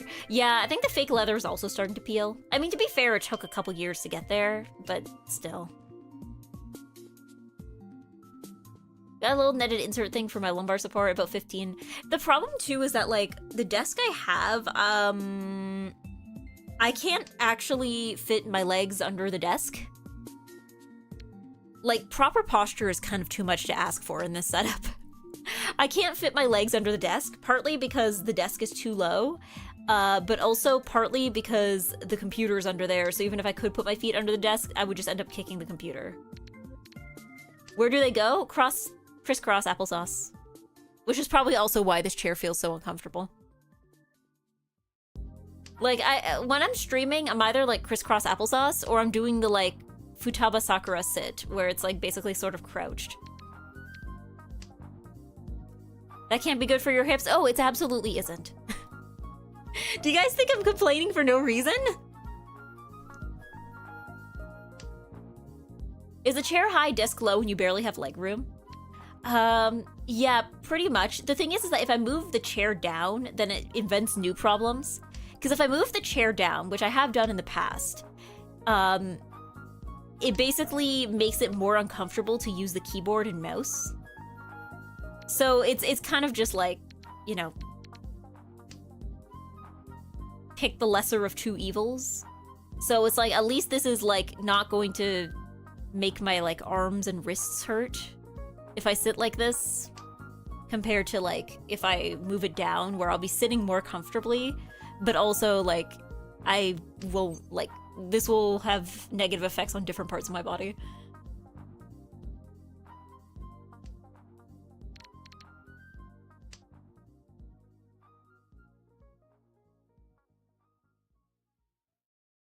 Yeah, the Futaba, the L squat. Yeah, that's what I'm doing sometimes. But most of the time I'm like crisscross applesauce.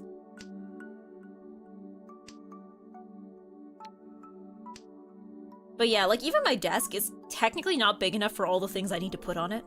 Like, I have my so basically the desk has like one surface, and then there's like a little cubby hole underneath. So on the surface, I have my two monitors and then my keyboard and mouse. And then, or no, just my keyboard actually. My mouse goes in the cubby. So yeah, it's 2 monitors and a keyboard and my stream deck on the surface. And then underneath I have my drawing tablet, which isn't even plugged in right now, and then I have my mouse.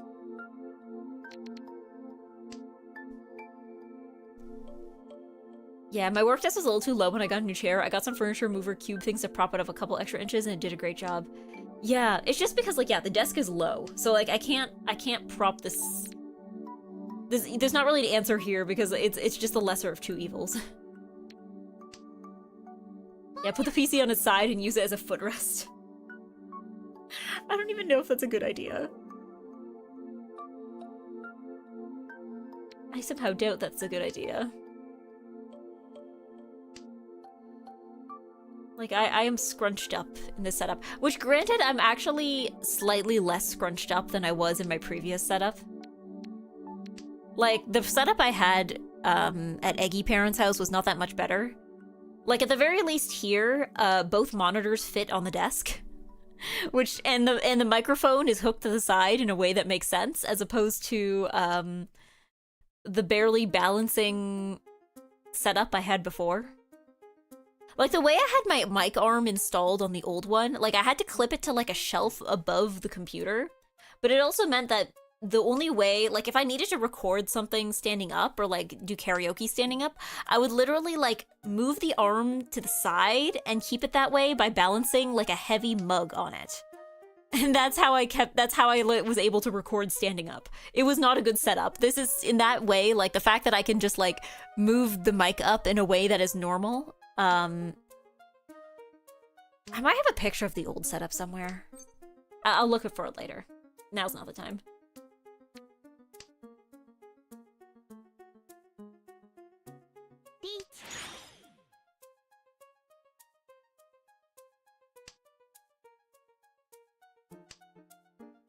But yeah, that's why I wanted, like, an adjustable desk. Because, like, at previous Eggy job, the desk I had was, like, it was, like, this entire, like, full, like, corner desk. Like, it was, like, they gave me, like, a half cubicle, and basically it was just, like, this desk that was an entire corner. And it could move up and down with, like, the press of a button, and I was like, oh my god, if I could stream with something like this, I would be so powerful. I would be insanely powerful. Alright, good job, Behoini. Good job. Good job at winning. I got second, that's not so bad. Let me see, actually, while I'm waiting for people to file in for the next one, I'm just gonna go through, like, my old photos to see if I have a picture of the old setup. Because I almost certainly do. When would this have been? This would have had to at least be... Let me look at September 2022. Oh wait, no, this was Japan. Let's maybe do when I'm not in Japan. Maybe April or May 2023?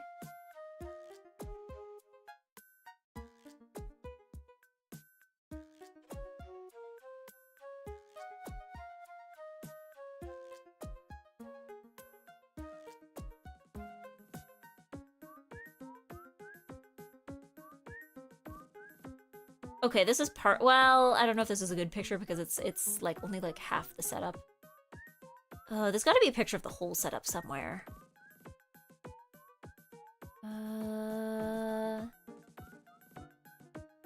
Maybe in the fall?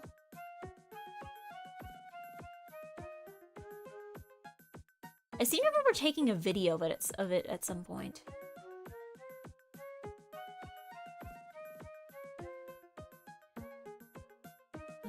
Why is this in such low resolution?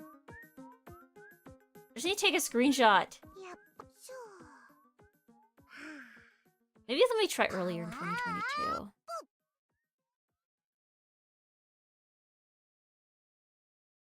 Yeah, nothing beats the L-shaped desk. So much surface storage. Yeah, the only downside is you have to have like a room big enough to hold it. But yeah, like that's the only downside, honestly, to me. Like, everything else is just kind of, like, great. Ah, here we go, here we go. We got a good... Hold on. There's a Discord conversation on the picture. It's fine. It doesn't matter. It's fine. I was like, there's a Discord conversation on the screen, but I think it's too small to actually see anything of importance. I can't even remember. Oh, I think I was talking to Kane about audio. Oh, you know what? I remember why I took this picture, because I think I was trying to show him what my mic setup was. It should probably be fine. I don't think there's any, like, private information. So this was taken in May of 2022. And until I moved, there wasn't that much of a difference. Nothing about it changed. So this was the old setup in EGGY City, previous EGGY City. This was the old setup. So notice how these are, 22-inch monitors. These are not big screens, and they still don't fit. This desk was not made for a full PC setup. This desk was made to have, like, a flat surface. Hello, can I join the room? Yes, the code should be pinned. I believe the code is pinned. Oh, and it looks like you figured out your way in. Nice and good. We just need one more person. But yeah, so, notice how there is not enough space on the desk for both monitors. So one of them is, like, tilted at an angle. It also meant that I had this, like, massive blind spot when I was streaming. Because, like, I could just straight up, like, not see half of one of the monitors, depending on where I placed the mic. Yeah, it just meant that there was, like, I just couldn't see half of the monitor. So that's why I think, like, I developed the way, like, the setup that I have, where I would put, like, I would have to keep OBS on the left screen and put whatever game I was playing on the right. Because if I put OBS on the right screen, I would not be able to see chat. So I had to, like, do it on the left screen so that, like, I could have chat out in the corner where I could see it. How hard was it to find a pink pop filter? Not very hard, actually. I think I got this on Amazon in, like, 2021. I think it was, like, slightly more expensive than a regular pop filter, but it was pink, so I didn't care. But yeah, no. So you see how, like, the mic was clipped to the top? Like, you see how it's, like, that top shelf there, and that's where the mic was clipped? That's because the side of the desk was too thick to be able to, like, attach the mic there. So I had it at the top, but in order to, like, again, this setup worked when I was sitting down, but if I had to stand up, I would basically have to, like, rotate the arm, like, I don't know, like 45 degrees towards the shelf, right? But the thing is that the mic was too heavy for the arm to support holding it that way. Start Jong, fine! Don't rush me! But yeah, so I'd have to like rotate the arm. And then I would put, I don't know if the mug is in the picture. I had this, like, really heavy mug where I would keep my makeup brushes inside, and it weighed enough that it would keep the microphone suspended if I had to, like, do anything standing up. So, like, this is just how I lived. This is how I lived for like, several years. Is that an Oshi on your wallpaper? Yes. This was, I think I still have this wallpaper. It's like one of, like, a rotating wallpaper. This is one of them. I think they're all, I need to add more, because I think they're all still, like, 2020, 2021 era HoloMyth pictures. I think I should probably add, like, update stuff. I should probably add more stuff. Are you kidding me? But yeah, so, and then you see the webcam was up top, which is great for, like, doing hand cam streams, because that was, like, a perfect angle. But that only worked because I was able to use my phone to track my face. But yeah, so that was the old EGGY setup. So this one is marginally better in the sense that, like, both computers, like, both monitors fit on the table. So I got that going for me. No room for keyboard and mouse, but at the very least as well, because that was the other thing, too, that you didn't see in the picture, is that my audio thing, so my Focusrite, like the Scarlett Solo, the interface, it was on the floor. I had it on the floor, and if I needed to move the volume, like the gain, I would like move it with my toe. Like that was. I'm happy to be here in a place where I can put it on the table. Like, yeah, I vaguely recognize it as where you did crochet knitting hand cam. Yeah, because you're probably seeing it from the top.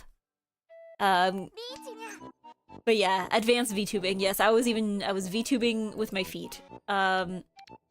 Because yeah, if there was nowhere to put it on the desk, at least nowhere like secure.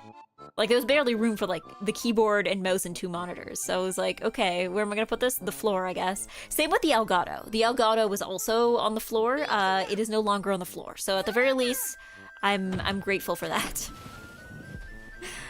Now you're just piloting a mech. And it wasn't even a functional mech. Are you kidding me?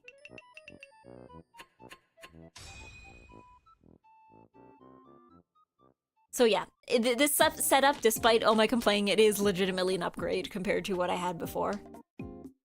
I wouldn't mind upgrading again, though. What was the left foot up to? Controlling the, like, Nintendo Switch with my left foot and, like, the volume control with my right foot. Yeah, running a mech on Windows 10. I mean, I am technically piloting this model, so to speak.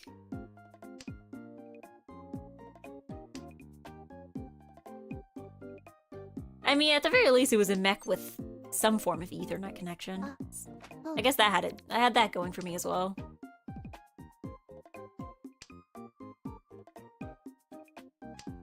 Yeah, reminds me, some Odyssey speedrunners will do 2-player mode using their feet for the second pair of Joy-Cons. I mean, I don't doubt that there's people out there who game with their feet in the same way that there's people out there who will, like, who have, like, learned to, like, paint or draw with their feet. Like, I don't doubt it at all.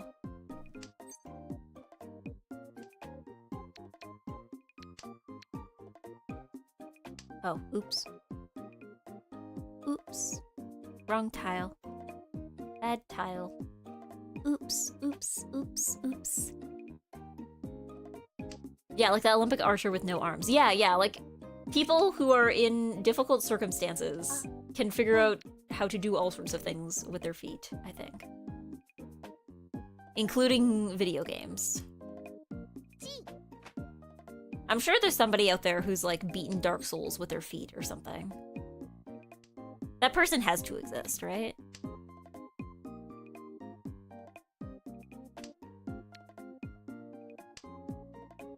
Yeah, I remember seeing a one-handed controller somewhere a guy made for himself. Yeah, I think I heard about that too.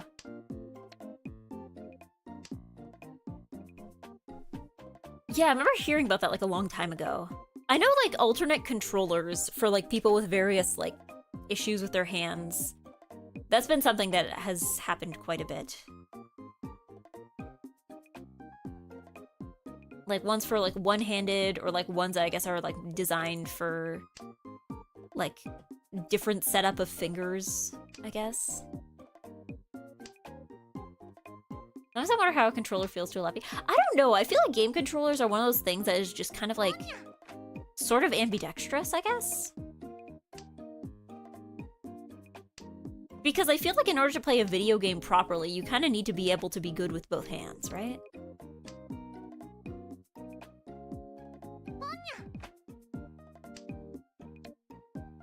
Like, I don't think that, like, one hand is more important than the other when it comes to, like, a typical controller setup.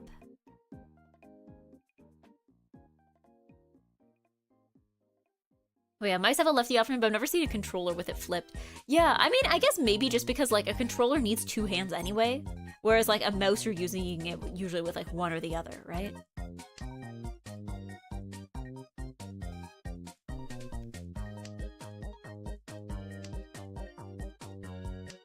I'm sure it exists, though. Hold on, I'm just gonna stretch.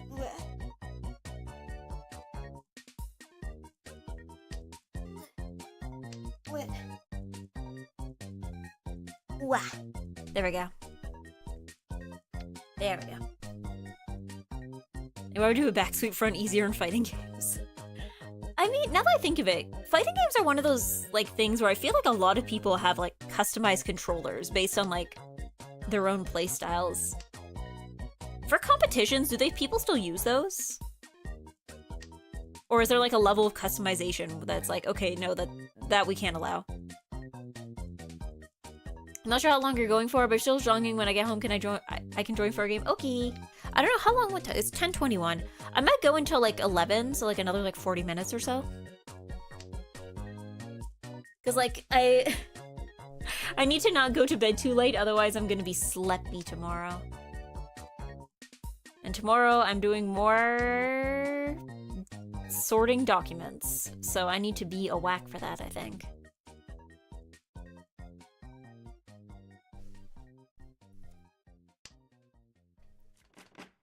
Ooh. Yeah, it seems some weird modding for melee controllers. Silly controls are always a centerpiece in locals. Cause yeah, I see like pictures and videos of them like on social media, but I'm ever just like, are those allowed in competitions? Like, gotta be up early, don't remind me. Yeah, I need to, well, because like after stream, I still need to prepare my lunch. Oh, I think I need to boil some eggs. I need to boil some eggs because my current eggy healthy breakfast has been, piece of whole grain toast, plus I've been making like ramen eggs and then just like putting them on toast, which turns out is like good and tasty and yummy. You know what? No, I'm not going to press the big shiny button. I know what I'm about.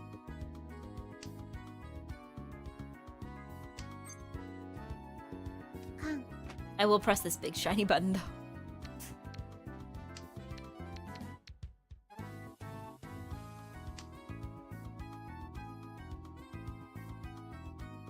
Sorry, am I squandering my hand? Well, maybe not. Maybe not.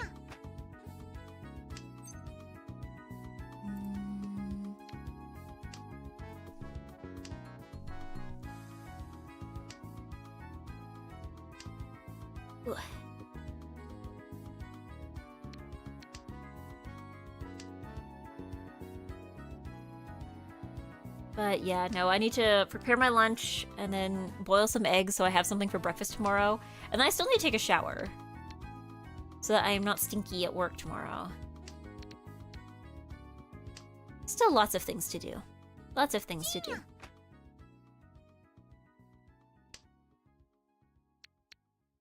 And then I can go to sleep.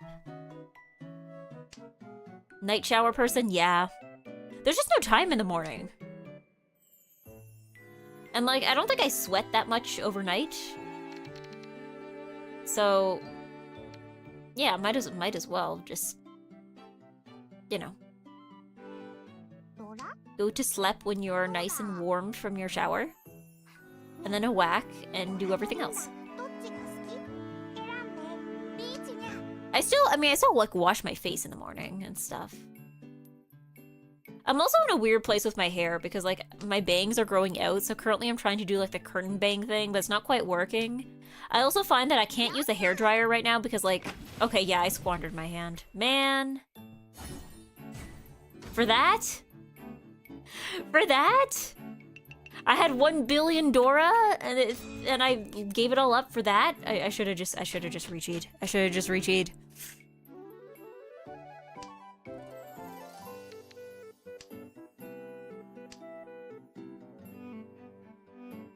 I sleep on my beer sometimes and it's all misshapen unless I do it in the morning. Okay, yeah. I think I'm in a weird place because like when my hair dries naturally, it has like a big wave to it. But if I blow dry it, then it's straight, which is not what I need it to be right now, but that's what I needed it to be in the past few weeks because I was like, when I had my bangs, I liked having it straight. I don't know what I want to do with my hair right now. I feel like I'm not sure if I'm like, because I've been getting it cut short for the past few months. But I'm like, part of me is like, I should grow it back out, but then I'm like, I don't know what I actually want. I never know what I actually want. I don't know what I want to be anymore. I don't even feel like my haircut currently matches what I'm wearing, like, at the moment. Diet anime red. Anime red. Because, like, I mean, I guess I still have, like, a little bit of pink dye left. There's nothing stopping me from, like, pulling out the dye conditioner. But...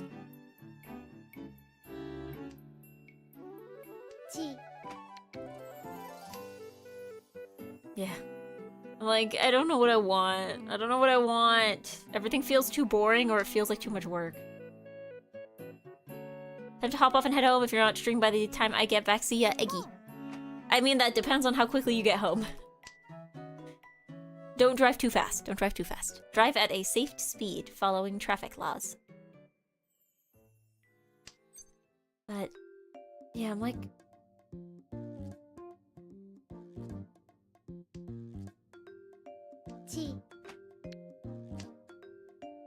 within an hour and a half, I should be at home. Okay. Because, yeah, I feel like I don't even know how I dress anymore. I feel like I'm becoming cowardly. This is a problem. Like, I feel like what I've been dressing lately, I think... because before I was like, okay, I was kind of frilly, but like in a professional manner. But then now I'm like, okay, what if I'm being too frilly? And then I feel like I've watered myself down, where I feel like now it's just kind of more giving kindergarten teacher. Like, unintentionally. And some of it too is because, like, a lot of the stuff, the old pieces that I would wear to an office job, like, don't fit me right now. I don't know. In terms of working out, I'm like, yeah, this is the run. This is the run. I'm actually going to make significant progress this time. I have the structure in place. This is the run. But yeah, Coward and Lolita do not mix. Cause yeah, it's like I used to be the kind of person who would wear like I would wear like a Lolita blouse and like a normal skirt. I guess maybe it's also because it's been really cold lately. But yeah, I wear like Lolita blouse plus normal skirt. Or I mean, like, or I would, like, get more use out of, like, my cardigans, or, like, you know, I would, like, integrate the pieces into the rest of my wardrobe, and it would look okay, and people would compliment me and tell me I'm cute. Like, as one should. But, again, I'm getting cowardly. I'm getting cowardly these days. And I look at the people around me, and I'm like, oh no, what if I stand out too much, and they hate me for it? So, now I've looped around, and now it's giving kindergarten teacher, which I think might not be the desired effect either.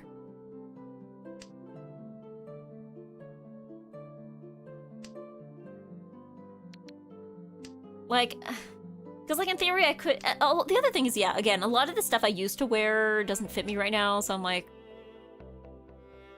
if I can lose like 15 to 20 pounds, I will be able to do that again, but that will take some time.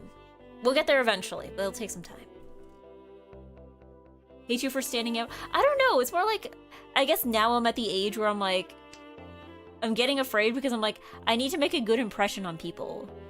And like, part of me is like, I don't know, people were complimenting my outfits before, so clearly I must have made a good impression, but I'm just like, I don't know. I guess I now I like care about, like, I need to seem professional, but like, I don't know. Cause I used to be like, okay, well, it doesn't really matter how I dress as long as I do my job well, you know?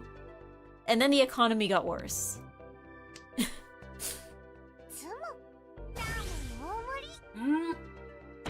I drink water and this happens.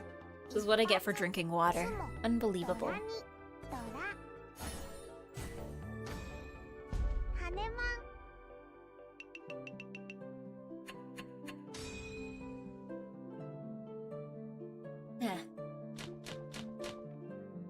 A great way to lose weight and save on lunch expenses at the same time, only for a month.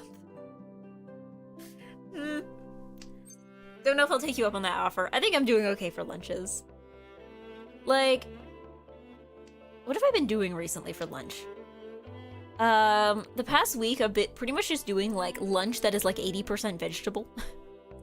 Like, I've been doing like, okay, carrot sticks, hummus, I've been doing persimmons, but I guess I could swap that with pretty much any kind of fruit. And then,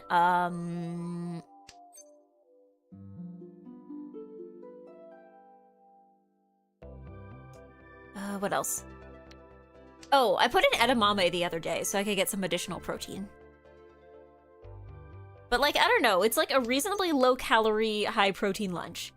I can throw in some crackers if I think I'm gonna be super hungry that day. But like, it's enough to carry me to dinner, I found. Like, maybe if I work out that day, I'll pack a little bit more food, but like, for like a non-workout day, that seems to be the call. It's just vegetable lunch. Vegetable lunch, where the lunch is mostly vegetables.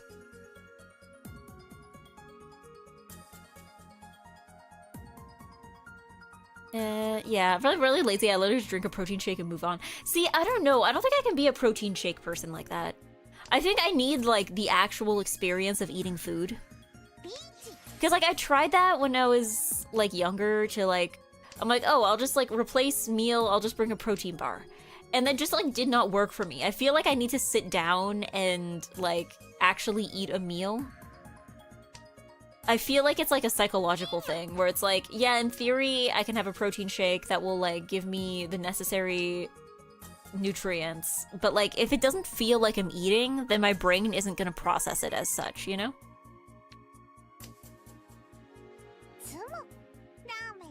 It's the same thing for protein bars. It's like, if I just like shove it in my mouth all at once, my brain is not gonna process that as a meal, even if it does have like a meal's worth of nutrients. It's like, I need to sit down and feel like I'm eating a meal, otherwise, like... Again, it just won't count. It won't feel like it counts.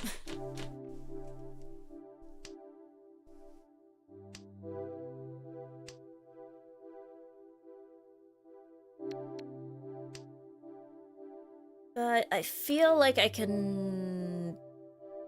I feel like I can do this time. I have a strict enough routine set up.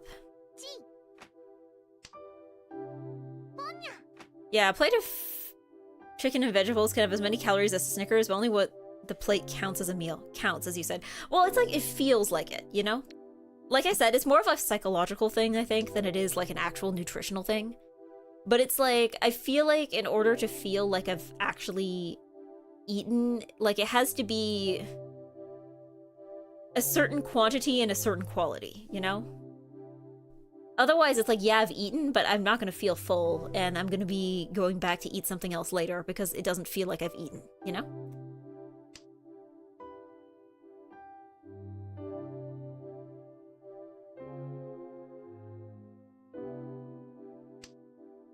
But, I don't know. I think I'm at a point, at least with current EGGY work, where, like, I feel like I have enough structure in my life that I feel like I can, like... I can do this. I have enough structure. I think it was harder when I had less structure because I wasn't working, but I am working, I'm waking up at the same time every day, I'm going to the same place every day. I'm, like, coming back home at roughly the same time every day. A lot easier to maintain a routine when half the routine is already maintained for you, you know? I've done well on one meal a day before, either just lunch or dinner, stick to the schedule. Unfortunately, I don't think I can do that either, because I would go insane. My day is too long. Like, I could maybe do it, like, if I was in a situation where, like, maybe if I was, like, still unemployed, I could try that, but I feel like as somebody who has to, like, actually go places, and, like, move my body and do things, I just don't think it would work. I don't think it would work.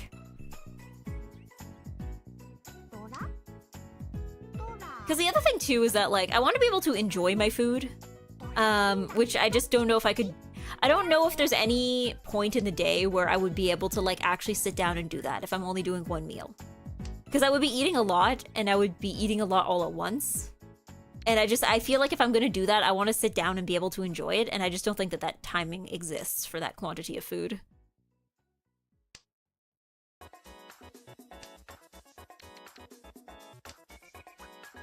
Because, yeah, I think that's the other thing, too, is, like, I don't want to feel...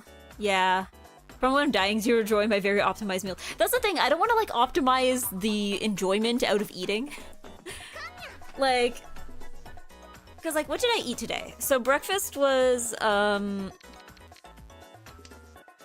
egg on toast with and then like a yogurt on the side and then some tea, like green tea. Then lunch was what I said before, like the carrot sticks and hummus, and I had some crackers today. I might not do that every day, but then yeah, and then fruit and I guess a few cherry tomatoes in there too. And then dinner was I made mapo tofu and I put it on rice, and then I had some edamame on the side. So like, I feel like that's like enough like balance of stuff, and it's still flavorful. Like I don't feel like I'm like depriving myself of anything, you know?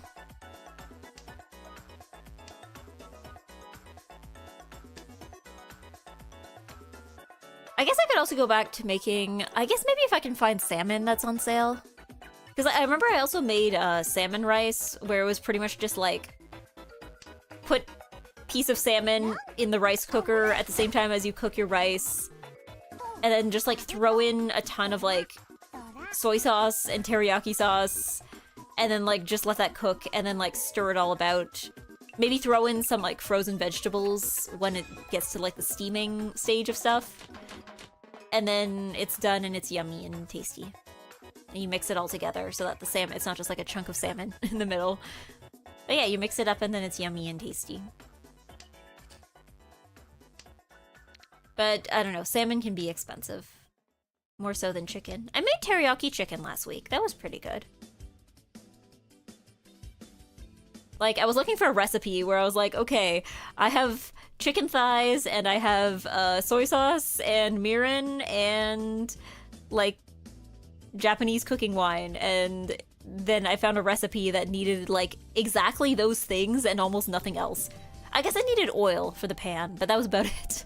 It's like, wow, that was convenient. It's like, here's a recipe that has like exactly the like 4 ingredients you know for sure you have in the house right now. No, what am I doing? Hold on.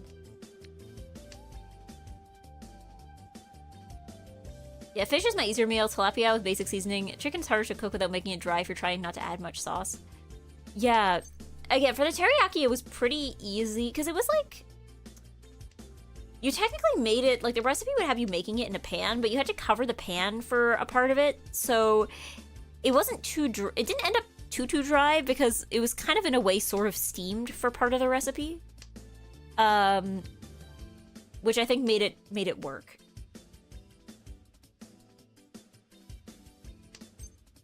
But yeah, I also don't know. I guess it depends if you're working with like chicken thigh or chicken breast, because like the recipe called for chicken thighs, so I had chicken thighs.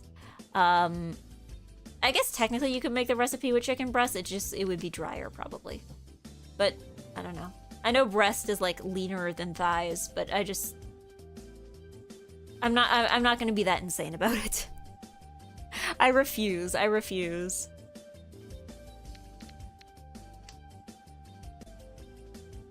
But I don't know, I've been satisfied with eggy cooking lately. Mapo tofu is pretty easy to make. It takes like 1 billion ingredients, but it's like not, the process of making it is not difficult at all. Like, you mix up your sauce, which is like the 1 billion ingredient part, and then you gotta chop up your garlic and ginger. But like, basically you just like put the garlic ginger into a pan. Then you put the, you put your ground pork, or like whatever meat you're using, and then you like let that, you know, cook just like a little bit so it's not pink anymore. Then you throw in your sauce, and then you throw in your tofu, and then you mix it around, and that's it. It's like, the process is actually quite easy. It just takes, the sauce is like 1 billion ingredients. Like, after making it today, I like looked at all the bottles out of my counter and I'm like, okay, is this really necessary? Like, I think it was like, cause it's like, the sauce is like, okay, there's like this like chili sauce stuff that you have to use. So it's 1, then you have to use oyster sauce, soy sauce, mirin, miso paste. What else does the recipe ask for? I mean, water, but that doesn't really count as an ingredient. I guess there was cornstarch in it. I feel like there's one other ingredient I'm forgetting about.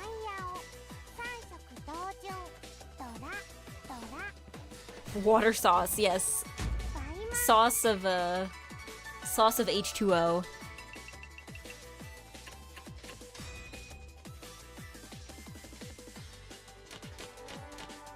Okay, this is nonsense. This is nonsense. Look at these scores. This is nonsense. Look at that. This is nonsense. I'll use just ground meat more, but it's a bit pricier than the chicken with less protein and more fat. Interesting, because maybe I just got my ground pork on sale. I feel like ground meat at my grocery store was like cheaper than non-ground meat.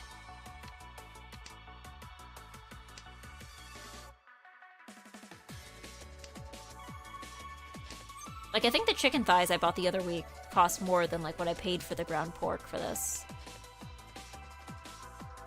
Yeah, I think. Something like that.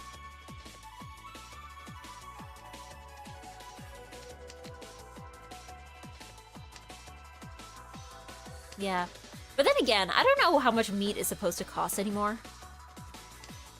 Like, the first time in 2024, because I for a while I didn't really cook with meat at all.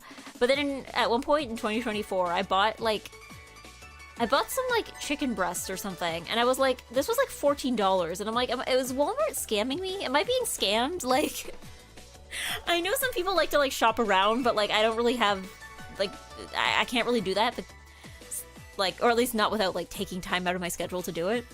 But yeah, I was like, am I being scammed? Like, why is, I think it was a pack of like 3 or 4 chicken breasts, and I guess they were pretty sizable chicken breasts, but I was still just like, am I being scammed? How much is meat supposed to cost? I don't know how much it's supposed to cost anymore. I don't know how much anything is supposed to cost anymore.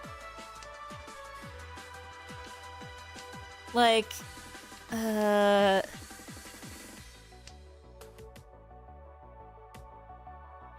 don't know. Eggs were $7 the other day for a dozen. Is that a normal price? I have no idea. Yeah, $2.09 per pound for boneless, skinless breast here. I don't know. They weren't priced per pound, though. That was the thing. It was like per package. I guess they were like weighed out ahead of time, but...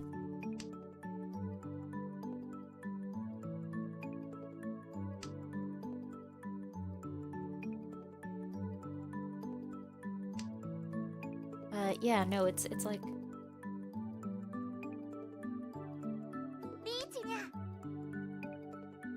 Yeah, if I'm feeling less lazy, I'll mix breast and thigh because thigh is so much juicier. Yeah, well, that's why I bought the thighs. Like, yeah, there's probably more fat or whatnot. It's probably less lean than breast, but it's also just like, again, I'm not trying to like perfectly optimize this.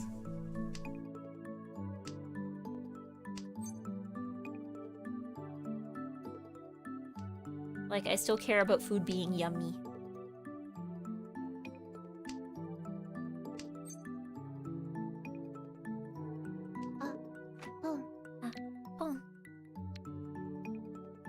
Yeah, the best diet and exercise plan is the one you stick to. Yeah. Oh. Yeah, suboptimal is better than McDonald's every day. Yeah, and even like McDonald's every other day is still better than McDonald's every day, right?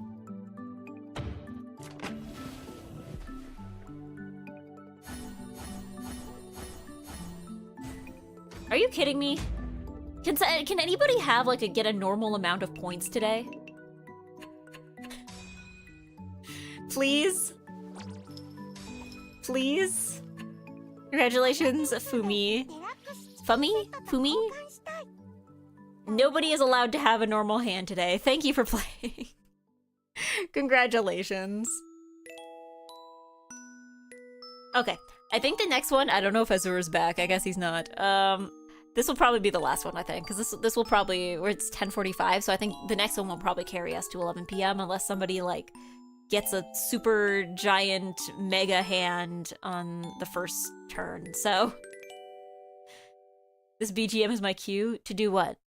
play jong or slep? Awesome game. Thanks. Thank you for playing. Thank you for being here. Everyone is always welcome all the time. I gotta go to bed. Good night and good luck. Fun as always. Thank you for being here. Have nice and good sleeping. I will be nice and good sleeping too. Soon. I don't know. I remember at 1.2 I was like, oh, thank you, Fumi. Also, thank you for sprouting. Yeah. I remember at one point I'm like, I feel like if I ever rebranded, I feel like I would absolutely rebrand into like Slep VTuber. Like just have like 100% pajama outfits. And just like all like nighttime Epin theme. Maybe I'd be obligated to do ASMR then.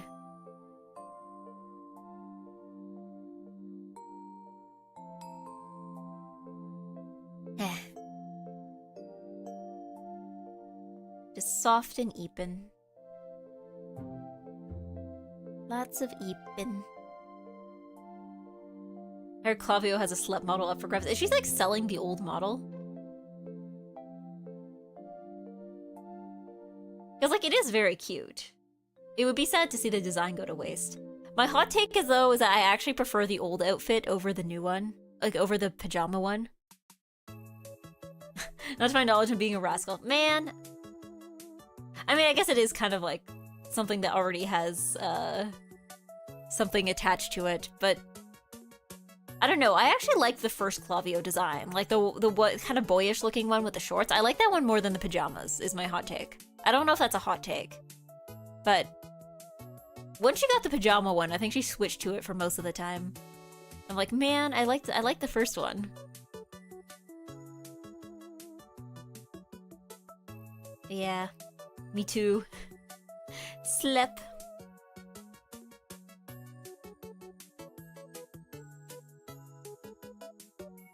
Well, I guess if you're vocal night, then that's a perfect time for sleeping. I have the fondness for the Cheese to Meet You t-shirt outfit. I know, the Cheese to Meet You. I think Bodega has one. Does Bodega have one? Or like, I think she does. I've seen multiple people in person wearing them. It is an extremely good shirt. Yeah, the new one feels too real, but that's just my opinion. Yeah, but I'm not talking about like the old one versus the new one of like the mouse design versus the like non-mouse design. I'm talking like the first Clavio, like the one that was kind of like that boyish looking one with like the shorts. That was my favorite one. I liked that one. It looked very cozy. I liked the design of that one. The pajama one is like, I liked it fine.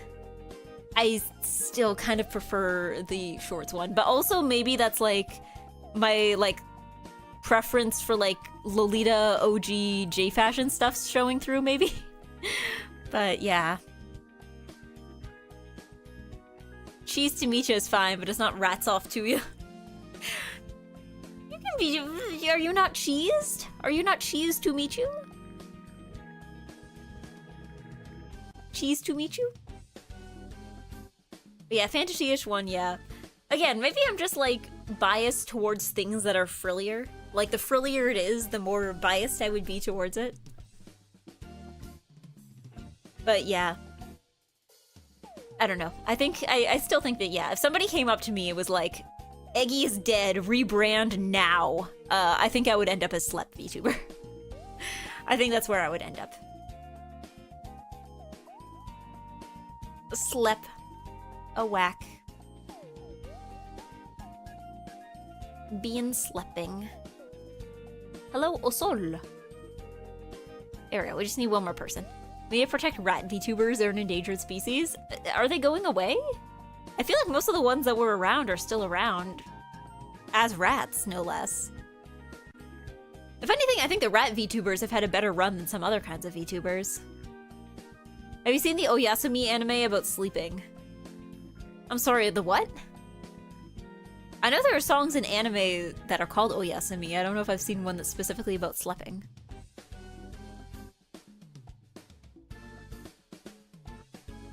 Complicated or simple outfits are nice. Simple outfits will always be easier on the fan artist, though. Yeah, I think I mean, I guess also the strat is if you have a well-designed, complicated outfit, you can simplify it, right?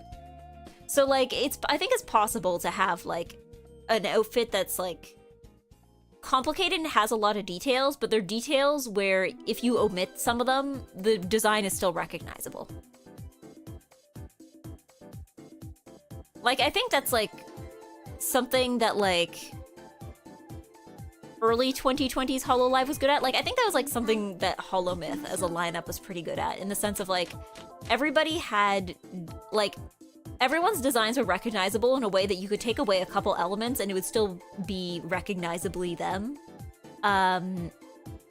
While it, you know, not totally getting rid of like the detailed aspect.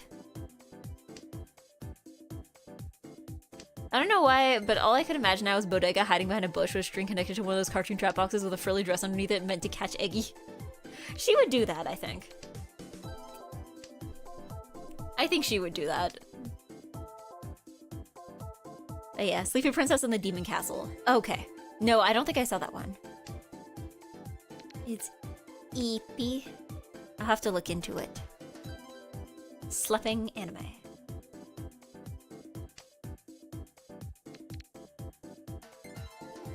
We're going eeping.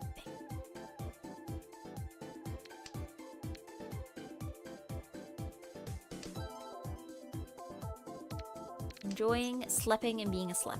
I mean, I guess now that I think of it, there are other VTubers who are slep themed, right? Like, I think there's a girl from V4 Mirai, I think Rem? I guess she's sort of sleep themed. Although maybe doesn't like execute on that premise in the way that I would if I were the one going about it. And I guess Nimmy Nightmare, to a certain extent, is also kind of sleep themed, right? Sort of. Yeah, Rem is a sleep paralysis demon. Yeah, close enough. Like, I think mostly what I've seen from her is like cursed ASMR. I feel like that's what I know her for. But yeah, and then like, yeah, I guess Nimmy is sort of like a nightmare is something that you can only really have when you're sleeping, right? Maybe not necessarily, I mean, now that I think of it.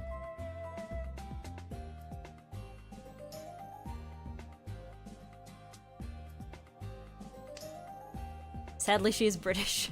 Oh no. Your sleep paralysis demon is British.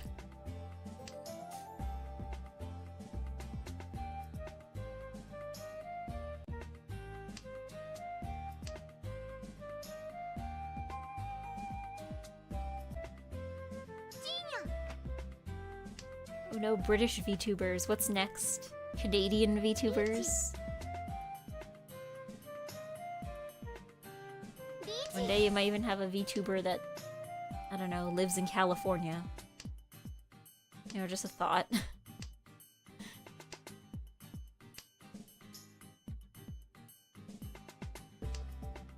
How dare your VTuber be from a place? She can't do that.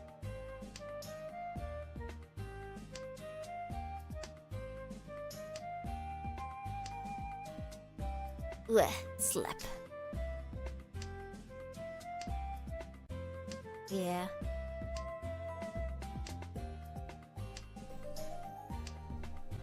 Read the manga for this, was cute, but got tired of getting drip fed.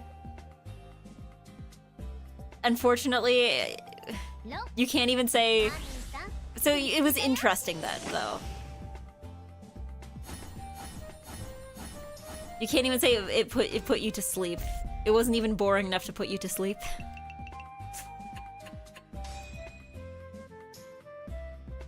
I don't know, I guess it's one of those things where it's like, this puts me to sleep can be both like a compliment and an insult. Because like I've seen people be like, oh yeah, I watch... I think if somebody said like, I watch your streams to fall asleep, I don't know, I mean, I guess I would assume it's a compliment, because I'd assume that they wouldn't just come into my chat and insult me. But I'm also just like, am I that boring? Am I that boring?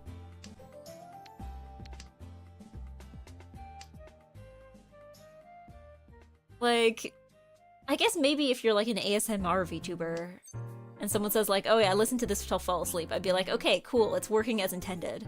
But like, if you're just doing like regular gaming streams, I'm like, is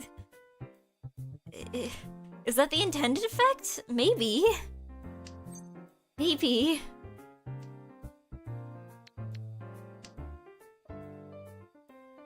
Like, I guess I've put on streams and fallen asleep before. But I can't say that I did it, like, on purpose. It just kind of happened that way. Like, I didn't watch the stream with the intention of falling asleep. Sometimes the stream is so comfortable you can fall asleep too, I guess, yeah.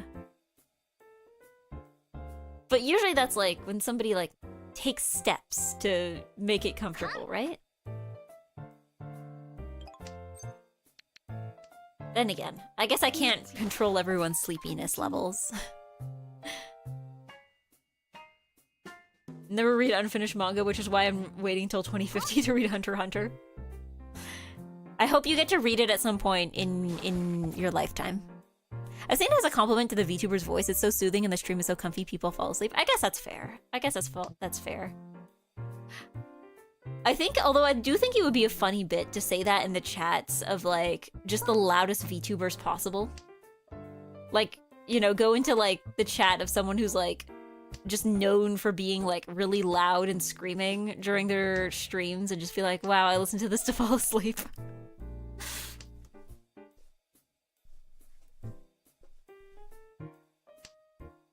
Yeah, waiting until 2100 for Conan to finish, yeah. I'm trying to think, like... Maybe Nana will finish in my lifetime. I've been told it's unfinished. I haven't actually, like, watched or read it, though. I probably should. The loudest VTubers also make ASMR. I mean, to be fair, okay. Anybody can be a loud VTuber if they turn their input gain up high enough. Like, I imagine that, like, I could count as a loud VTuber if I did ASMR and then forgot to, like, put my settings back before talking normally. Like...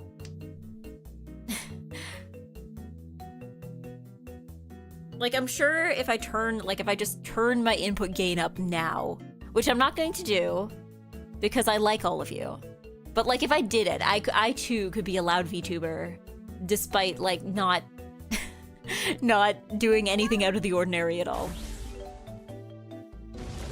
Yeah, loudness wars VTuber, stream clipping 100% of the time. You're like, excuse me, I think your input gain's up too high, and they're like, I don't know, just buy better headphones. You really like us? I do. Attention, everybody. I like the people who watch my stream. They are pretty nice and good. This has been my announcement. Thank you. Do it anyway.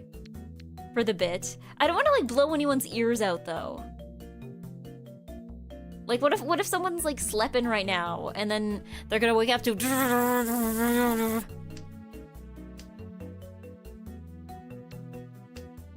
I don't want to jump scare anybody. So about the small point rounds, I don't think your wish is coming true. Yeah, again, nobody is allowed to have a normal hand here.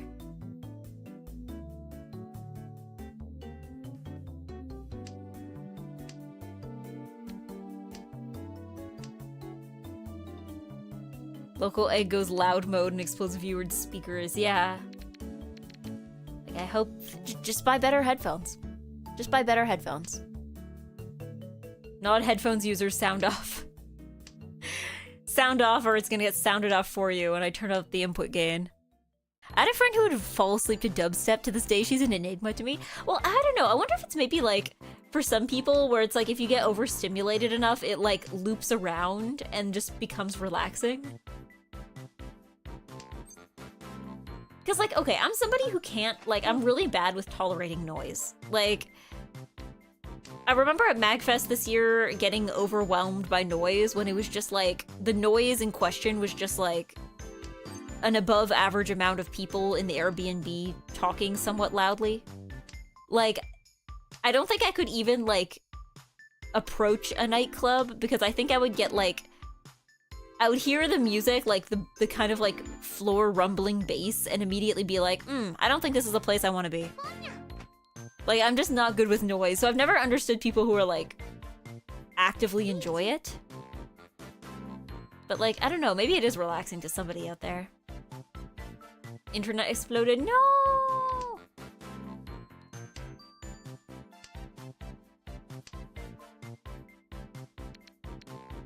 But yeah, local egg switch from cute Japanese Kirby mode to North America Kirby's Peace mode. Easy, easy. I could do it right now. Here you go. Here you go. This is EGGY in Japan. This is EGGY in Japan, and then like this is how we have to market EGGY in North America. Maintain one noise, please. I plan to. I plan to. But yeah. Oh, here we go. Oh wait, no, hold on. Oh wait, no, hold on. No, I can fix this. There's still time. Yeah, for me, it depends on my mood. I guess, I don't know. I've just never been in the mood to be in... Even when I think I'm in the mood to be in a place with a lot of noise, that I actually go to a place with a lot of noise, and I'm like, actually, I hate this. Not a fan. Not a fan of Big Party. Even I found, like... I am much more relaxed at conventions if I put in... Because, like, I'm not sure how I survived without... like noise canceling earbuds, but I've actually found that like going into the artist alley or like other busy places at conventions is like so much more enjoyable when I have the noise canceling earbuds. Oh, thank you, Jack Steven Daedalus just bloomed. D. Dallas. Thank you for sprouting, or thank you for blooming. Blooming at tier 1. Here, that's so good. I'm gonna no longer be angry about it. Thank you. Welcome. I believe this is your first month. Welcome to Eggplant. But yeah. I greatly enjoy noise canceling earbud. I highly recommend. I don't know, it's interesting too, because I feel like sometimes if I'm in a loud place, I can actually hear people better when I have the noise-canceling earbuds in, which sounds counterintuitive, but like, I feel like because it blocks out a lot of background noise, but not all of it, if there's somebody who's talking like right in front of me, I can actually hear them better with the earbuds in compared to with the earbuds out. Because it just like filters out most of the background noise, and I can better hear like what's directly in front of me. We're only at East 2? Yeah. Unfortunately. Unfortunately. I know I said this will be the last game, and then now we're gonna be stuck here for 9,000 years. Mahjong Purgatory. Oh no, Eggy has her AirPods in, she can't hear us. The thing is, I can actually sort of hear people better with the AirPods in. They're not actually AirPods, they're like... AirPods? AirPods. They're, like, Samsung something buds. I don't know, I got them for Christmas in 2023, and because I spent so many years being like, no, I don't want, like, wireless earbuds, I'm just gonna lose them. They're expensive, and then I got a pair, and I'm like, how did I live without them? How did I survive this long without them? The Galaxy Beans, yes, the Galaxy Beans. I think it's like Samsung Galaxy Buds FE. I don't know what FE means. Samsung keeps like attaching it to the name of every single phone, and I just keep thinking like Fire Emblem. the Galaxy Buds Fire Emblem is what I have.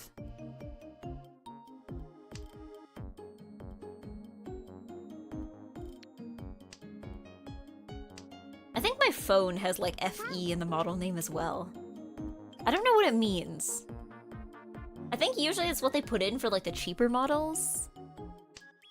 I just don't know why FE. Fire Emblem Buds, yeah. Fire Emblem 3 earbuds.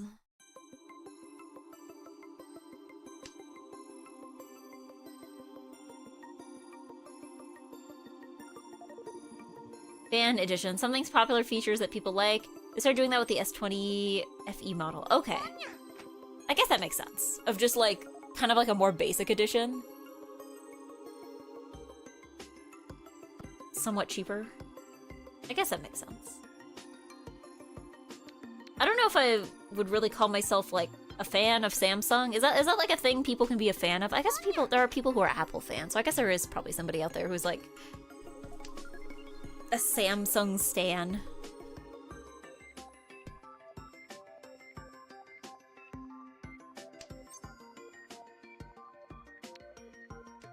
Because yeah, fan edition feels like a weird thing to have for like a phone. I feel like fan edition is something a Fansung Galaxy heads.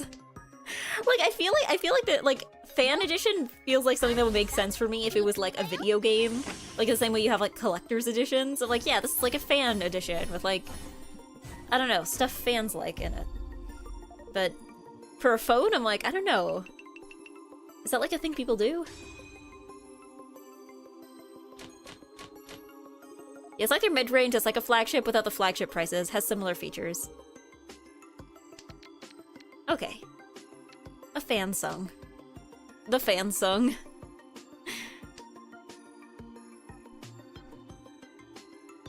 Cause I don't know, to me I'm just like Apple is like a company that has like fans. Like I've met people who are like dedicated Apple fans. They exist. But like I don't know if I've met somebody who's like really into Samsung. I'm not sure. Again, there's like billions of people in the world, so I know they must exist. But boomers, yeah, but like I don't see like Samsung like enthusiasts, you know? Like it's not like, you know, like if I have to buy a phone it would be Samsung kind of people. It's like people who like actively keep up to date with like the newest Samsung products, the same way people do for Apple. Or people that like upgrade to the newest Samsung phone every time. Again, there's billions of people on Earth, so like this guy must exist somewhere. But like if you make up a guy in your head, that guy probably exists somewhere. He might not be easy to find, but he probably exists. Apple is like the Nike of phones. Yeah, well, I mean, Apple has kind of built their brand that way in the sense that like people... Because like I think for a while, at least when I was like younger, when I was in high school, there was like a huge difference between like Apple stuff and everything else, right? Like even for some products, like I felt like I didn't know anybody with like a non-Apple tablet. Like that just like wasn't a thing people had. It was either an iPad or you just didn't have a tablet. Like you just had like a laptop or something. Like I feel like that was just how the way things were for a while. And then I guess, I don't know, everything else caught up, but...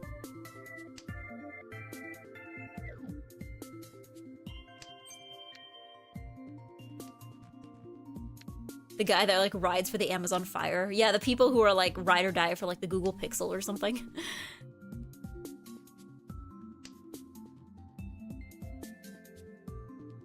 Top post on r/Samsung Galaxies complaining that that Apple's copying Samsung phone colors. Okay, that's actually okay. I'm a little bit mad about that because when I ordered my phone, I ordered it on Amazon and then they shipped me the wrong color. I was excited to have a phone that wasn't, because usually all the phones I've had in the past have been like gray and black, and I ordered mine in like this like mint blue, and I was excited to have a phone that wasn't just gray and black, and then they shipped me the gray and black model. And then the process for returning it was so complicated that I'm like, fine, I guess I'll just have gray and black phone for like another several years. It's fine, I guess. It's Apple, and then Android is a fight between other brands. Android users go for what's best for their money versus iPhone is like, OMG, iPhone. I don't know, like, if I had an iPhone, I don't even know what I would use it for. I guess VTube Studio, I guess, because I know there's like a lot of stuff that iPhones can do for like VTubing specifically that Androids can't. But like, I don't know, maybe, I think iPhones have a better camera? Maybe? I don't even know if that's true anymore. That was true for a long time, but... Ooh.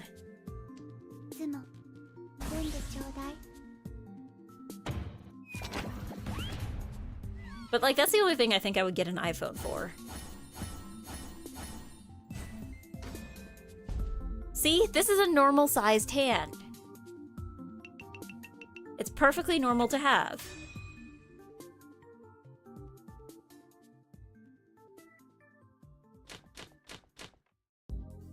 Hey, you put a case on it anyway. I know, but like, if you have a cute color, then you can have like a clear case instead of like having to have like one that's like totally opaque, you know?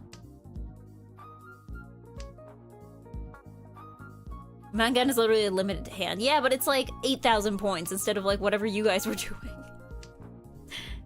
But Mark is basically Apple or Samsung because a lot of Android phone companies got out. You mainly have Chinese brands these days for Android. If so, outside of Samsung. I guess, yeah, I guess for most models. I'm trying to think because I feel like when I was in high school, I had like a few different brands because I was trying to, I was working with like, you know, what do they call them? Like discount models or bargain models, like the cheapest phones that you can get that still count as smartphones, you know? Like I think my first phone was a Huawei, I think. This was back in like 2013 or something. It was a Huawei, I think. That was the first one. The first smartphone I had. And then I upgraded to some kind of Motorola that was like substantially better than the Huawei, but like not by much.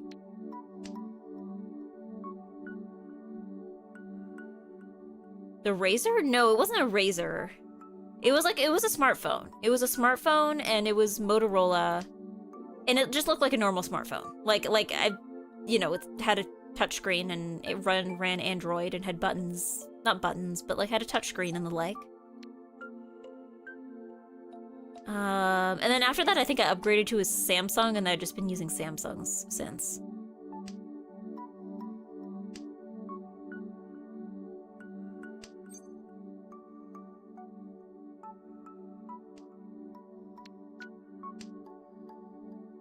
But yeah, it was just like, I don't know, going to the phone store and being like, what do you have for like less than $250? And the answer was not much.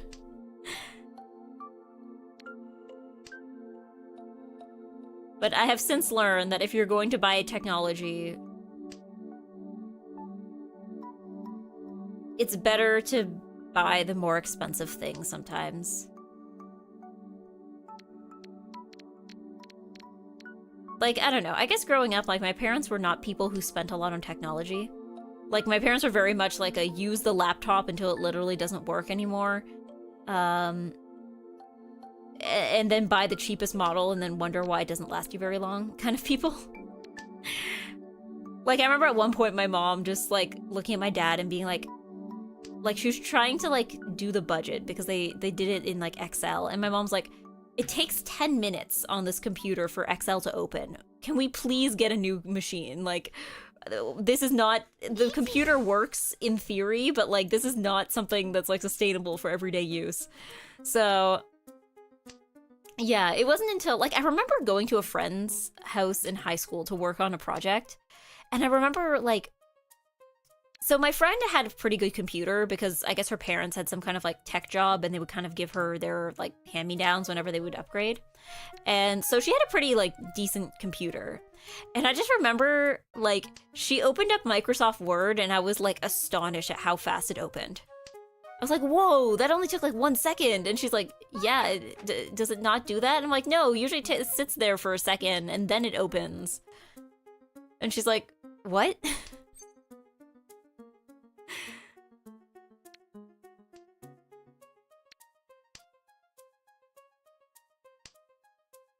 Yeah, I feel like Motorola is a budget brand these days. I think it was a budget brand even back then.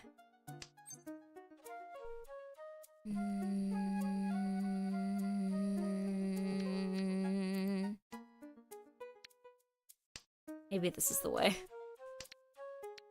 You know, the phone store like saying, please give me a phone, please, sir. Can I get a phone? Phone. Yeah, budget check is kind of e-waste, but it feels even worse now. Yeah, it's also, too, it's just, like, one of those things where it's, like, it needs to exist because, like, there are people... Like, I think there is a market for some, like... Are you kidding me? And it was the Dora. Why did I do that? It seemed like the right decision at the time.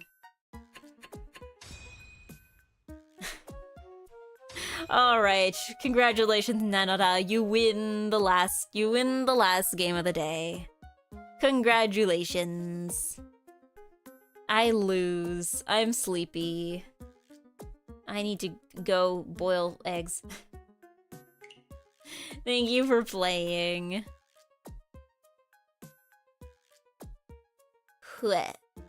Ugh.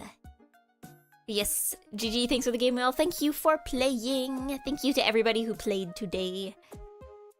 It was always nice and good to have lots of new people in Mahjong Monday. I think I was seeing some, like, usernames for the first time today. Yes, getting bullied today in jong. It's okay, I'm sleepy. I don't think I'm playing at my best today. I don't think this is not the best I've ever jonged. Let's see who's on. Who can I raid tonight, though? Oh, okay. Let's see. What's Beba doing? Beba's doing ASMR. Oh, I think it's Bloom's. It's Bloom's birthday. Maybe I should raid Bloom. Oh, wait. Hold on. No, wait. Hold on. We could raid Ashton. Ashton Martin. She's also jongin. I guess we could raid Ashton.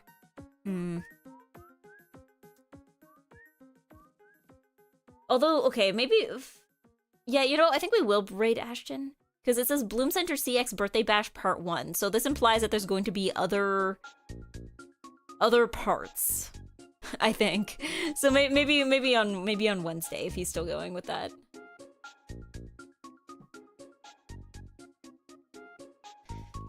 But yeah, we could probably raid into Ashton since she's jongin. She's jongin. I don't know if she's doing ranked or if she's doing friendlies. I don't see any room code, so I'm assuming maybe she's doing ranked. But yeah, we can raid. We're gonna raid from jong to jong. Here we go.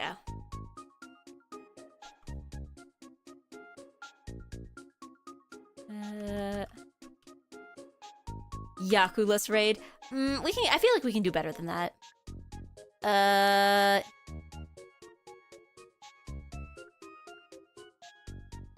Yaku-less raid.